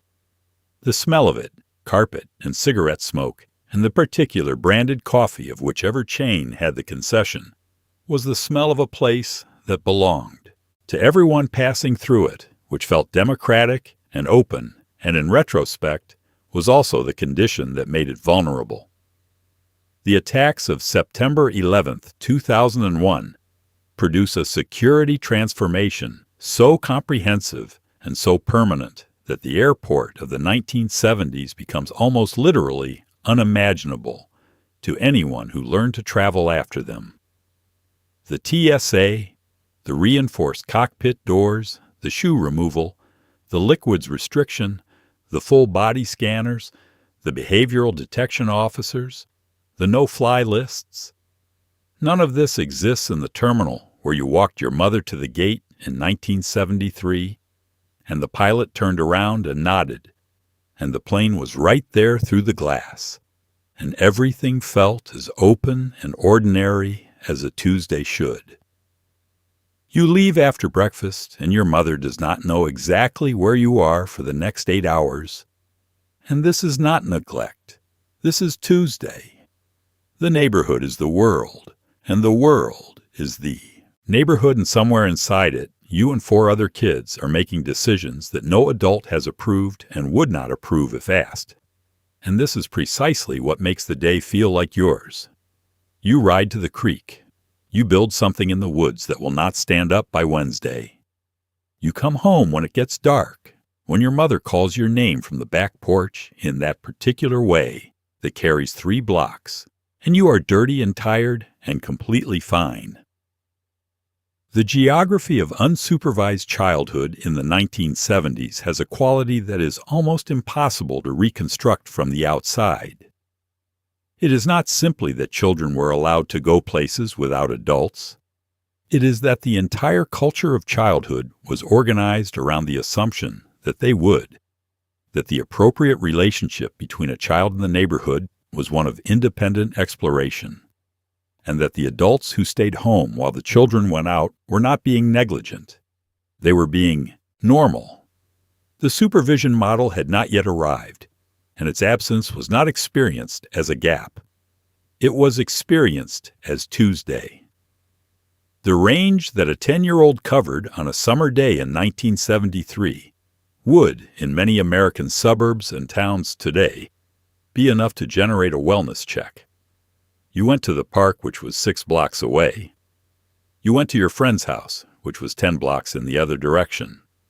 You went to the creek, which required crossing a road that was not small, and navigating a path through a section of undeveloped land that the neighborhood kids had named collectively and owned, in the way children own things, through consistent presence and accumulated knowledge. You came back when the light changed. The light changing was your clock. The phone call home did not exist as a concept in the way it exists now, because there was no phone in your pocket and no expectation of continuous availability. Your mother knew, in a general way, which direction you had gone and which children you were likely with, and that was the full extent of the information available to her, and she accepted this because every mother on the block was operating with the same information and the same acceptance. The social contract of the neighborhood was that children moved through it and returned to it, and nothing was required in between except their eventual reappearance before dark. The shift that will move American childhood from this model towards something more supervised and tracked happens gradually through the 1980s and accelerates sharply in the early 90s, driven by a combination of factors that researchers will later work to disentangle. Rising media coverage of child abduction cases, the specific cultural impact of missing child images on milk cartons beginning in 1984, changing neighborhood demographics as the social fabric of walking distance communities loosens with the acceleration of suburban sprawl, the statistical reality that the 1970s were not meaningfully more dangerous for unsupervised children than later decades does not interrupt the cultural shift, because the shift is driven by perceived risk as much as measured risk. And perceived risk, once established, is very difficult to argue with. What is lost in the transition is something that does not have a clean name. It is not simply freedom, though it is that. It is the specific developmental experience of navigating a world without an adult intermediary, of getting lost and finding your way back, of resolving disputes without a referee, of building something badly and understanding from the failure how to build it better. The dirty knees and the tired muscles and the completely fine at the end of it were not incidental. They were the point. Your mother calls your name from the back porch, and the sound of it carries through the evening air and finds you 3 blocks away, and you turn your bike around and head home without needing to be told twice, and the day is ending. The way days are supposed to end, used up, worn through, finished. You are gone all day. You are completely fine. That was enough. On a Tuesday in 1973, that was exactly enough. The can is cold from the refrigerator, and it opens with that particular hiss.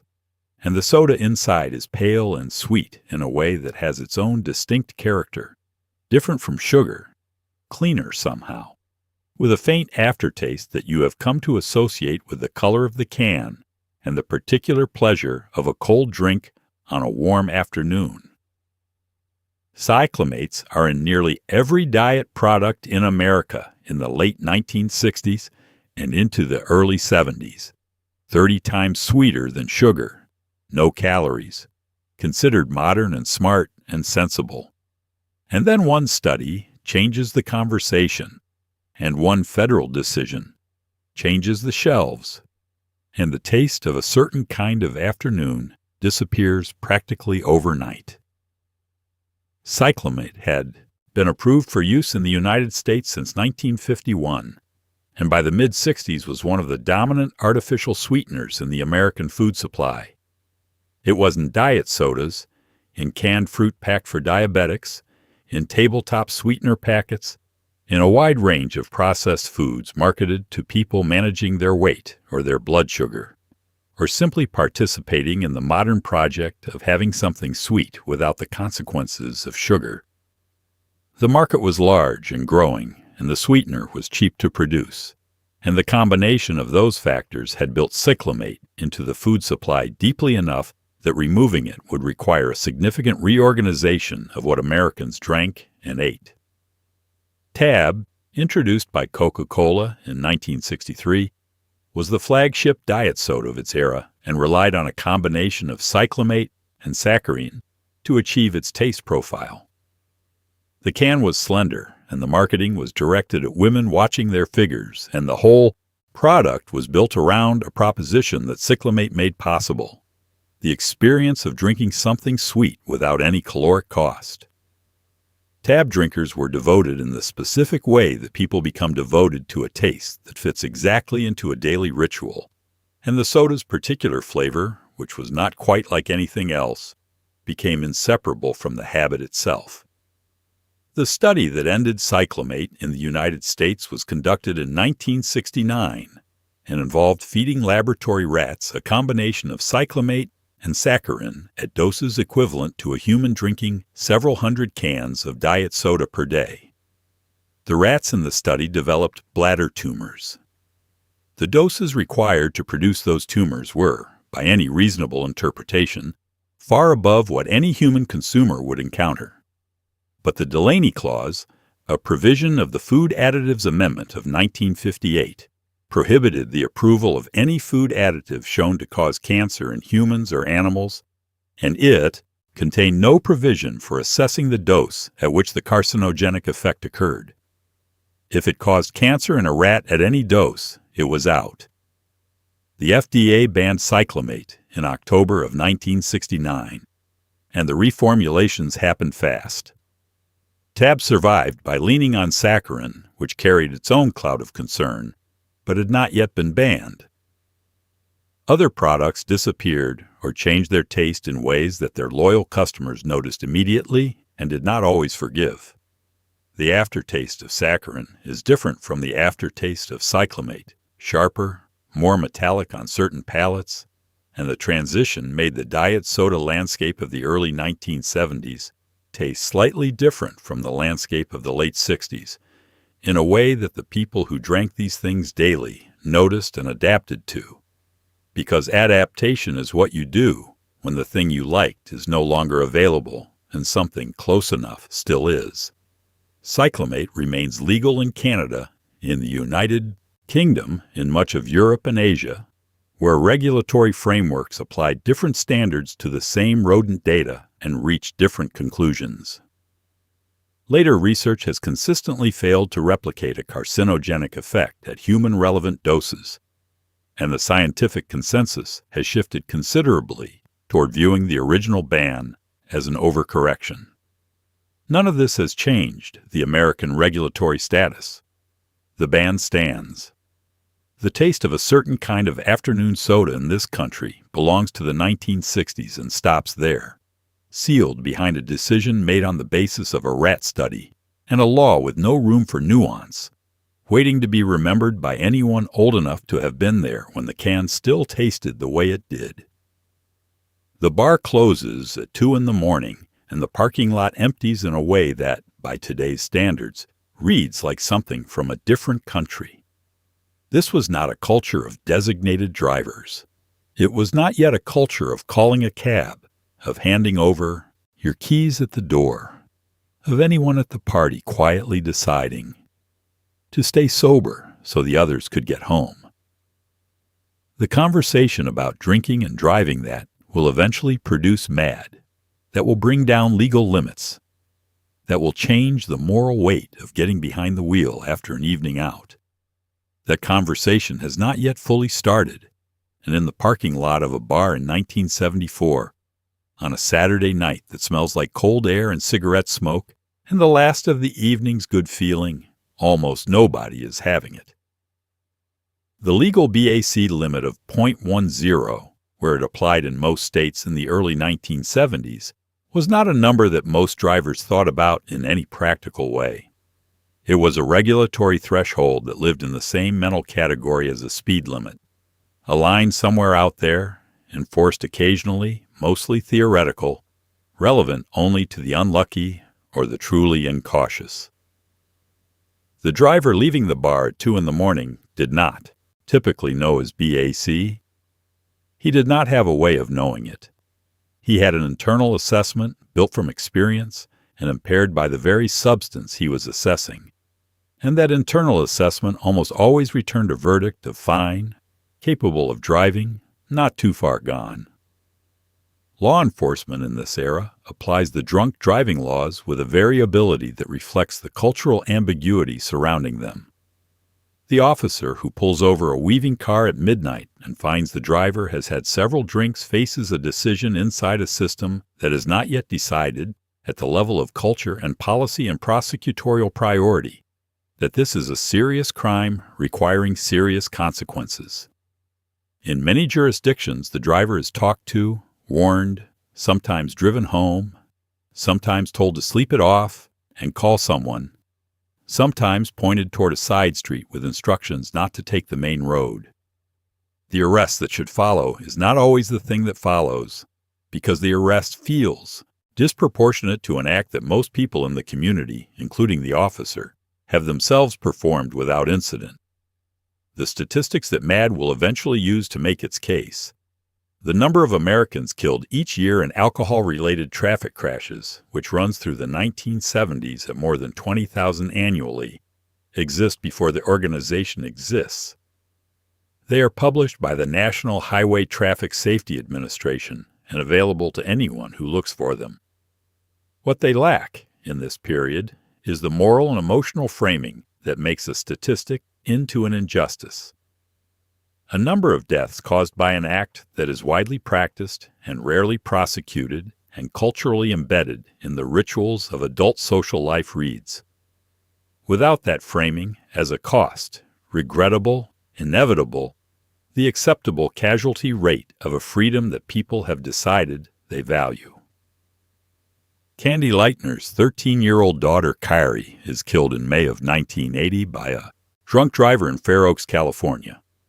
The driver had been arrested for drunk driving twice before and had been out on bail for a hit and run involving alcohol at the time of the crash. He received a sentence of 2 years in a work camp and a prison term he did not fully serve. Leitner founds MAD 4 months later, and the organization's genius is not legislative, but narrative.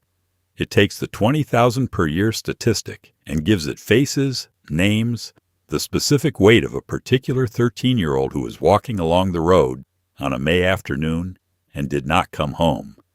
The culture that produced the parking lot at 2 a.m, the internal calculation, the wave of the officer toward the side street, the culture does not disappear overnight. It recedes over the course of a decade, pressed back by law, by stigma, by the accumulating weight of a conversation that had finally named what it was talking about. By the 1990s, drunk driving has become, in most American communities, a thing you do not do and do not excuse in others. And the shift between that and the parking lot in 1974 is one of the genuine moral realignments of the late 20th century. A change in what a society decided it was willing to call an accident and what it finally decided to call a choice. It is a Saturday morning in late spring, and your neighbor is already out in his yard with a metal canister strapped to his back, a hand pump on the side, and a wand that he sweeps low across the grass in long, even arcs. The chemical comes out in a fine mist that catches the morning light and settles into the lawn in a way that looks almost beautiful if you do not think about what it is. He is wearing his regular clothes, a short-sleeved shirt, work pants, old shoes, no gloves, no mask, no goggles. The smell of it drifts across the property line and into your yard, and it is sharp and green and chemical all at once, and nobody on the block thinks anything of it because this is just what you do on a Saturday morning in May if you care about your lawn. The post-war American lawn is a cultural project of remarkable intensity. The subdivision developments that spread across the country through the 1950s and 60s carried with them an aesthetic standard, green, uniform, weed-free, crisply edged, that became a social expectation, enforced not by any formal authority, but by the simple pressure of looking different from every yard on either side of you. The lawn was legible. Its condition communicated something about the household, about the family's diligence and pride, about whether they were the kind of people who kept things up. A weedy lawn was a failing made visible to every neighbor and every passing car. The chemical industry that grew up around this anxiety was large, profitable, and almost entirely unregulated at the consumer level. The products available at the hardware store and the garden center through the 1970s include herbicides, pesticides, and fungicides of varying toxicity, sold in packaging that describes their application in the language of home improvement, rather than the language of hazardous materials. You buy a bag or a bottle, you read the instructions on the back, you mix the concentrate with water in the proportions specified, and you apply it to your lawn or your garden or the perimeter of your house with whatever equipment the instructions recommend. The instructions mention avoiding contact with skin and eyes. They do not mention what chronic low-level dermal exposure to organochlorine pesticides over a decade of Saturday mornings might accumulate to. That information is in the research literature, not on the label. Chlordane was widely used on American lawns through the 1970s as a termite treatment and general pesticide. It is a persistent organochlorine compound that does not break down quickly in soil or in the bodies of organisms that absorb it, and it was applied by professional exterminators and by homeowners themselves to the ground around and beneath homes across the country for decades. The EPA began restricting its use in the mid-70s and banned most applications by 1980, but the soil around millions of homes treated with chlordane retains measurable concentrations to this day, because persistence is what the compound does best. The children who played on treated lawns in the 1970s played barefoot, because that is how children play on grass, pressing their skin against the surface that had been sprayed 2 days ago or 2 weeks ago, tracking whatever was in it across the back porch and into the kitchen on the soles of their feet, breathing whatever volatilized from the surface on warm afternoons. The adults who applied it did so without gloves most of the time, because the instructions said to avoid contact, but did not convey the particular urgency that would cause a man to stop and find a pair of gloves before doing a Saturday chore in the yard. The neighbor finishes his spraying and unstraps the canister and sets it against the garage wall and goes inside to wash his hands. His hands, not his arms, not his face. And the lawn sits in the morning light smelling sharp and chemical. And later in the afternoon, the kids from both sides of the property line will run across it without thinking, because it is a lawn, and lawns are for running across. And the Saturday is warm, and the grass is green, and that is the whole point of all of it.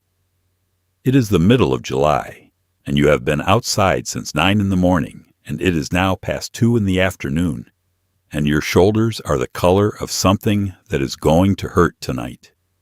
You knew this was happening.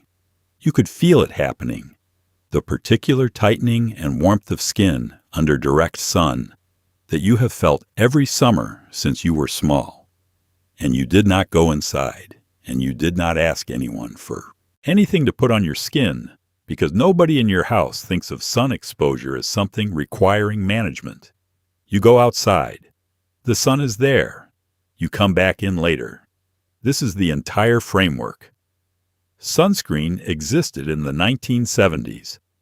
It is important to say this clearly, because the story of sun exposure in this era is sometimes told as though the products were unavailable, which was not the case. Coppertone had been selling sun protection products since the 1940s. The bottles with the little girl and the dog pulling down her swimsuit bottom were on pharmacy shelves and on the edges of swimming pools through the entire decade. What those products were primarily understood to do, however, was not prevent burning, but regulate tanning, to allow the skin to darken gradually, rather than all at once, to produce a controlled version of the thing that most Americans in this era actively wanted, which was a deep, dark, end-of-summer tan that announced to everyone in September that your summer had been spent outdoors. The tan was a social good in the 1970s in a way that requires some effort to reconstruct from the present. It was a marker of health, of leisure, of a summer well spent.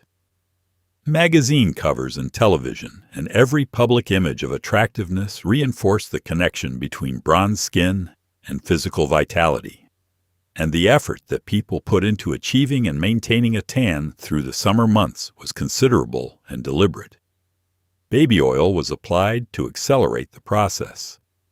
Reflective panels were deployed at the beach to direct additional sunlight onto the face and neck. The idea that the sun was damaging the skin in ways that would manifest decades later as lesions and melanoma was available in the medical literature, but had not yet made the transit into general cultural awareness. The SPF rating system was introduced in the United States in 1972, which provided for the first time a standardized way of understanding how much protection a product offered.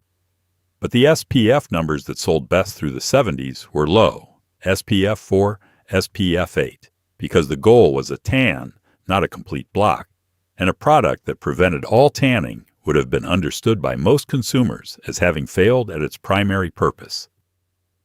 The high SPF products that eventually come to dominate the market belong to a later cultural moment, one in which the sun has been reclassified from a health asset to a health risk. The first comprehensive American public health campaign around sun exposure and skin cancer does not arrive until the 1980s, when the connection between UV exposure and melanoma has been established firmly enough to support public messaging, and the ozone layer conversation has added an additional layer of urgency. By then, an entire generation has accumulated decades of unprotected exposure on the shoulders and the nose and the back of the neck, in the slow, compounding way that skin damage works, adding up in cells that record each summer without complaint until the recording reaches a threshold. Tonight, your shoulders will hurt in the specific way they always hurt after a July afternoon, without anything on them, a tight radiating heat that makes the sheets feel strange, and sleep a negotiation. Your mother will put something cool on them, and tell you to stay out of the sun tomorrow, and you will agree. And by 10 in the morning, you will be back outside, because it is summer, and the sun is there, and the yard is bright, and you are a child in the 1970s, which means the sun is simply weather, and weather is something you live in, not something you protect yourself from. You are standing on the shoulder of the highway, with your thumb out and your bag on the ground beside you, and the first car that stops is a man in a Ford pickup who is going as far as the next town, which is close enough, and you throw your bag in the back and climb in, and he pulls back onto the road without ceremony. And you talk about where you are going, and he talks about where he has been, and 40 minutes later he drops you at a crossroads and waves and drives on, and you stand there with your bag and put your thumb out again. This is how you get from one place to another in the summer of 1973, when you are 20 years old and do not own a car. This is just travel. Hitchhiking in America has a long history that runs from the Great Depression, when it was a necessity for millions of displaced people, through the post-war period, when it was a feature of military culture. Servicemen hitchhiking in uniform were a common sight on American roads through the 1950s and were widely considered safe and worthy pickups. By the 1960s, hitchhiking had acquired a countercultural dimension associated with the mobility of the young, the road trip ethos of a generation that had read Kerouac and taken him, literally the freedom of moving without a fixed itinerary through a country that felt, at certain moments of that decade, like it was in the process of reinventing itself. The 1970s are the peak of hitchhiking as a normalized American practice. Surveys from the period suggest that tens of millions of Americans hitchhiked at some point during the decade, and the demographic was not exclusively young men with backpacks and destinations in California. It included college students traveling between campuses, workers without cars commuting to jobs, women traveling alone in ways that later decades will retrospectively find alarming, families who needed to cover distances that bus schedules did not serve conveniently. The person with their thumb out was not, in the cultural imagination of 1973, a person doing something inherently dangerous. They were a person who needed a ride. The risk, which was real, was distributed unevenly and tracked through incidents that received heavy press coverage whenever they occurred, which was precisely the mechanism by which the cultural perception of hitchhiking shifted. A series of high-profile cases through the early and mid-70s in which hitchhikers were assaulted or killed by the people who picked them up, and in which drivers were assaulted or killed by hitchhikers, produced a media narrative that accumulated with each retelling. The cases were real. The danger they pointed to was real. But the coverage was disproportionate to the statistical rate of harm in the way that coverage of rare but vivid events is always disproportionate, and the effect on perception was permanent. By the early 1980s, the California Highway Patrol and other state agencies are posting signs on on-ramps warning against hitchhiking, and the insurance industry is quietly discouraging pickup, and the cultural consensus is beginning its shift from hitchhiking as ordinary transportation to hitchhiking as a specifically risky behavior that sensible people avoid. The shift does not happen all at once. It moves through the population at different speeds in different places, and in rural areas and in communities where car ownership is not universal, the thumb stays out longer than the cultural narrative acknowledges. But on the shoulder of the highway in 1973, the Ford pickup stops, and the man inside is simply going your way. And the transaction is as old as roads, one person with space, one person who needs to cover ground. A brief shared journey that costs nothing and asks only that you be reasonably good company for 40 minutes. The next car will come. The crossroads will resolve into a direction. You will get where you are going before dark, in pieces, carried by strangers who are mostly just people, which is what strangers mostly are. The ceiling tiles in your classroom have a particular texture, a pressed, fibrous surface pocked with small, irregular holes that you have memorized over years of sitting underneath them, looking up during the slow parts of the afternoon when the teacher's voice has become a background frequency and your eyes have gone somewhere else. The tiles are white or off-white, or the particular shade of institutional beige that happens to white things in buildings that are never quite warm enough. They have been there since before you started school. They will be there after you leave. Nobody has ever said anything about them. Nobody in your classroom is thinking about them. They are just the ceiling, which is where ceilings go. Asbestos was incorporated into American building materials on an enormous scale through the mid-20th century, and its presence in the schools and homes and public buildings of the 1970s is not incidental. It is structural, woven into the physical fabric of institutions that were built during the decades when asbestos was understood to be a miracle material. It is fireproof, heat-resistant, acoustically absorbent, durable, and cheap. Floor tiles contain it. Ceiling tiles contain it. The pipe insulation in the basement of your school is wrapped in it. The textured spray coating on certain ceilings, the popcorn ceiling finish that is in millions of American homes built between the 1950s and the late 70s, frequently contains it. The material is everywhere that building happened during this period, which means it is simply everywhere. The health consequences of asbestos exposure, mesothelioma, asbestosis, lung cancer, were known to the industries that mined and processed it considerably earlier than the public record suggests. Internal documents from asbestos manufacturers, surfaced in litigation through the 1970s and 80s, reveal that company executives were aware of research linking asbestos to lung disease as early as the 1930s and made decisions about disclosure and worker protection that subsequent generations have found very difficult to defend. The workers in asbestos mines and processing facilities were the first and most severely exposed population, and the diseases that accumulated in those communities through the mid-20th century were the leading edge of a public health problem that would eventually extend into every building where the material had been installed. The distinction that matters for the schools and homes of the 1970s is between asbestos that is intact and asbestos that is disturbed. Intact asbestos-containing materials, tiles, insulation, spray coatings that have not been damaged do not release significant quantities of airborne fibers under normal conditions. The danger comes when the material is cut, sanded, broken, or degraded by age, or water damage to the point where fibers become airborne and breathable. A ceiling tile that is intact is not an immediate hazard. A ceiling tile being drilled into to hang a classroom display or crumbling at the corner from water infiltration is releasing what the body cannot expel once it has been inhaled.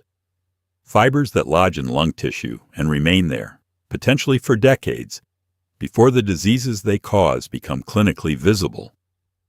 The Asbestos Hazard Emergency Response Act, passed in 1986, requires schools to inspect for asbestos-containing materials and develop management plans.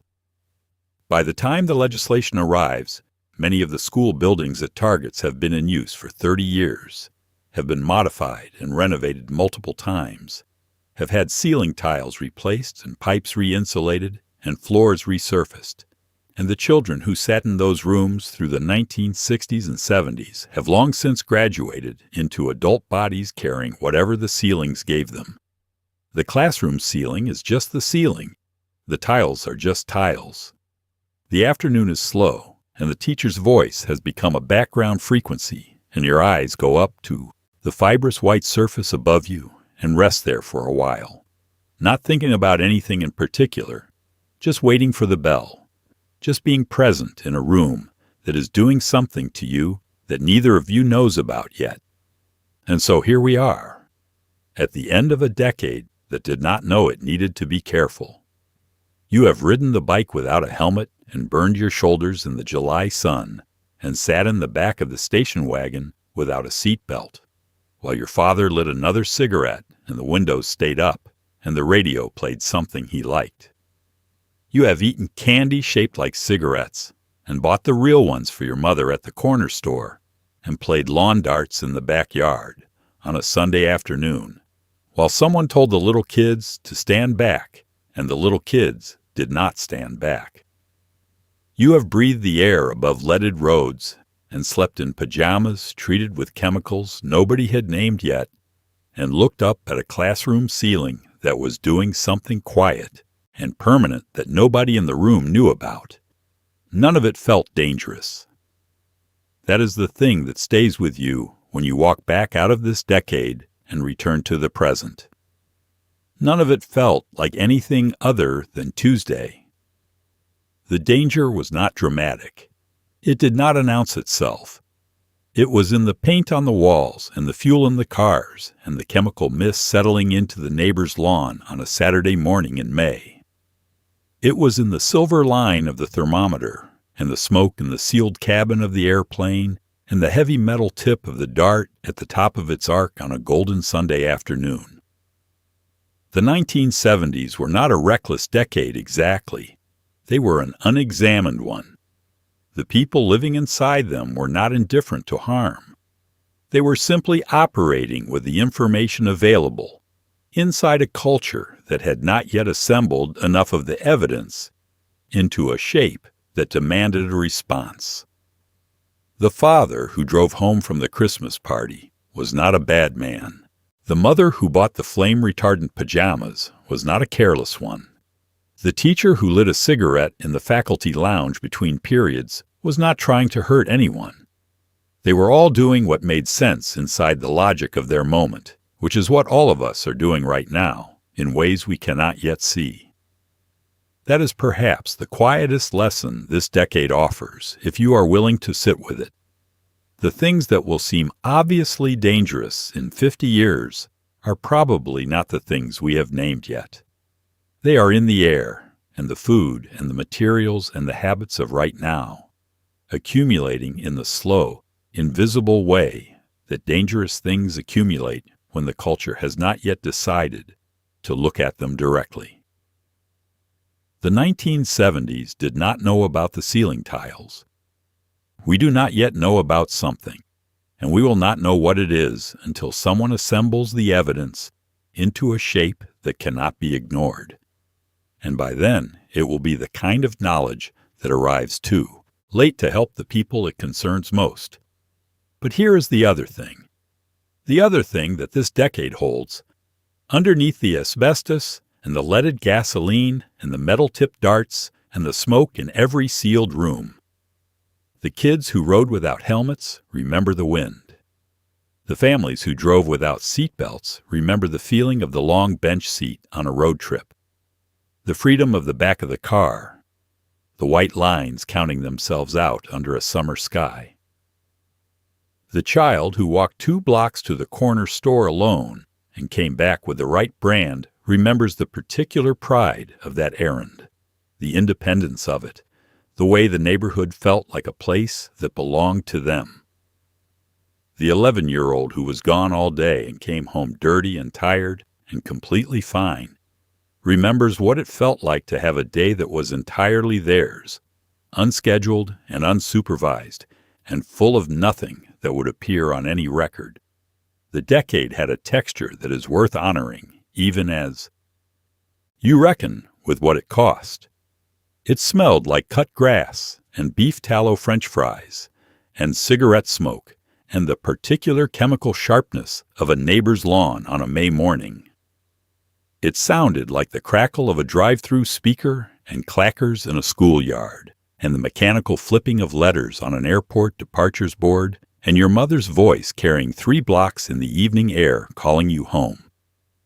It felt like the vinyl back seat in August, and the weight of a lawn dart in your hand, and the cold glass of a mercury thermometer under your tongue, and the small hard pride of a candy cigarette held just right between 2 fingers.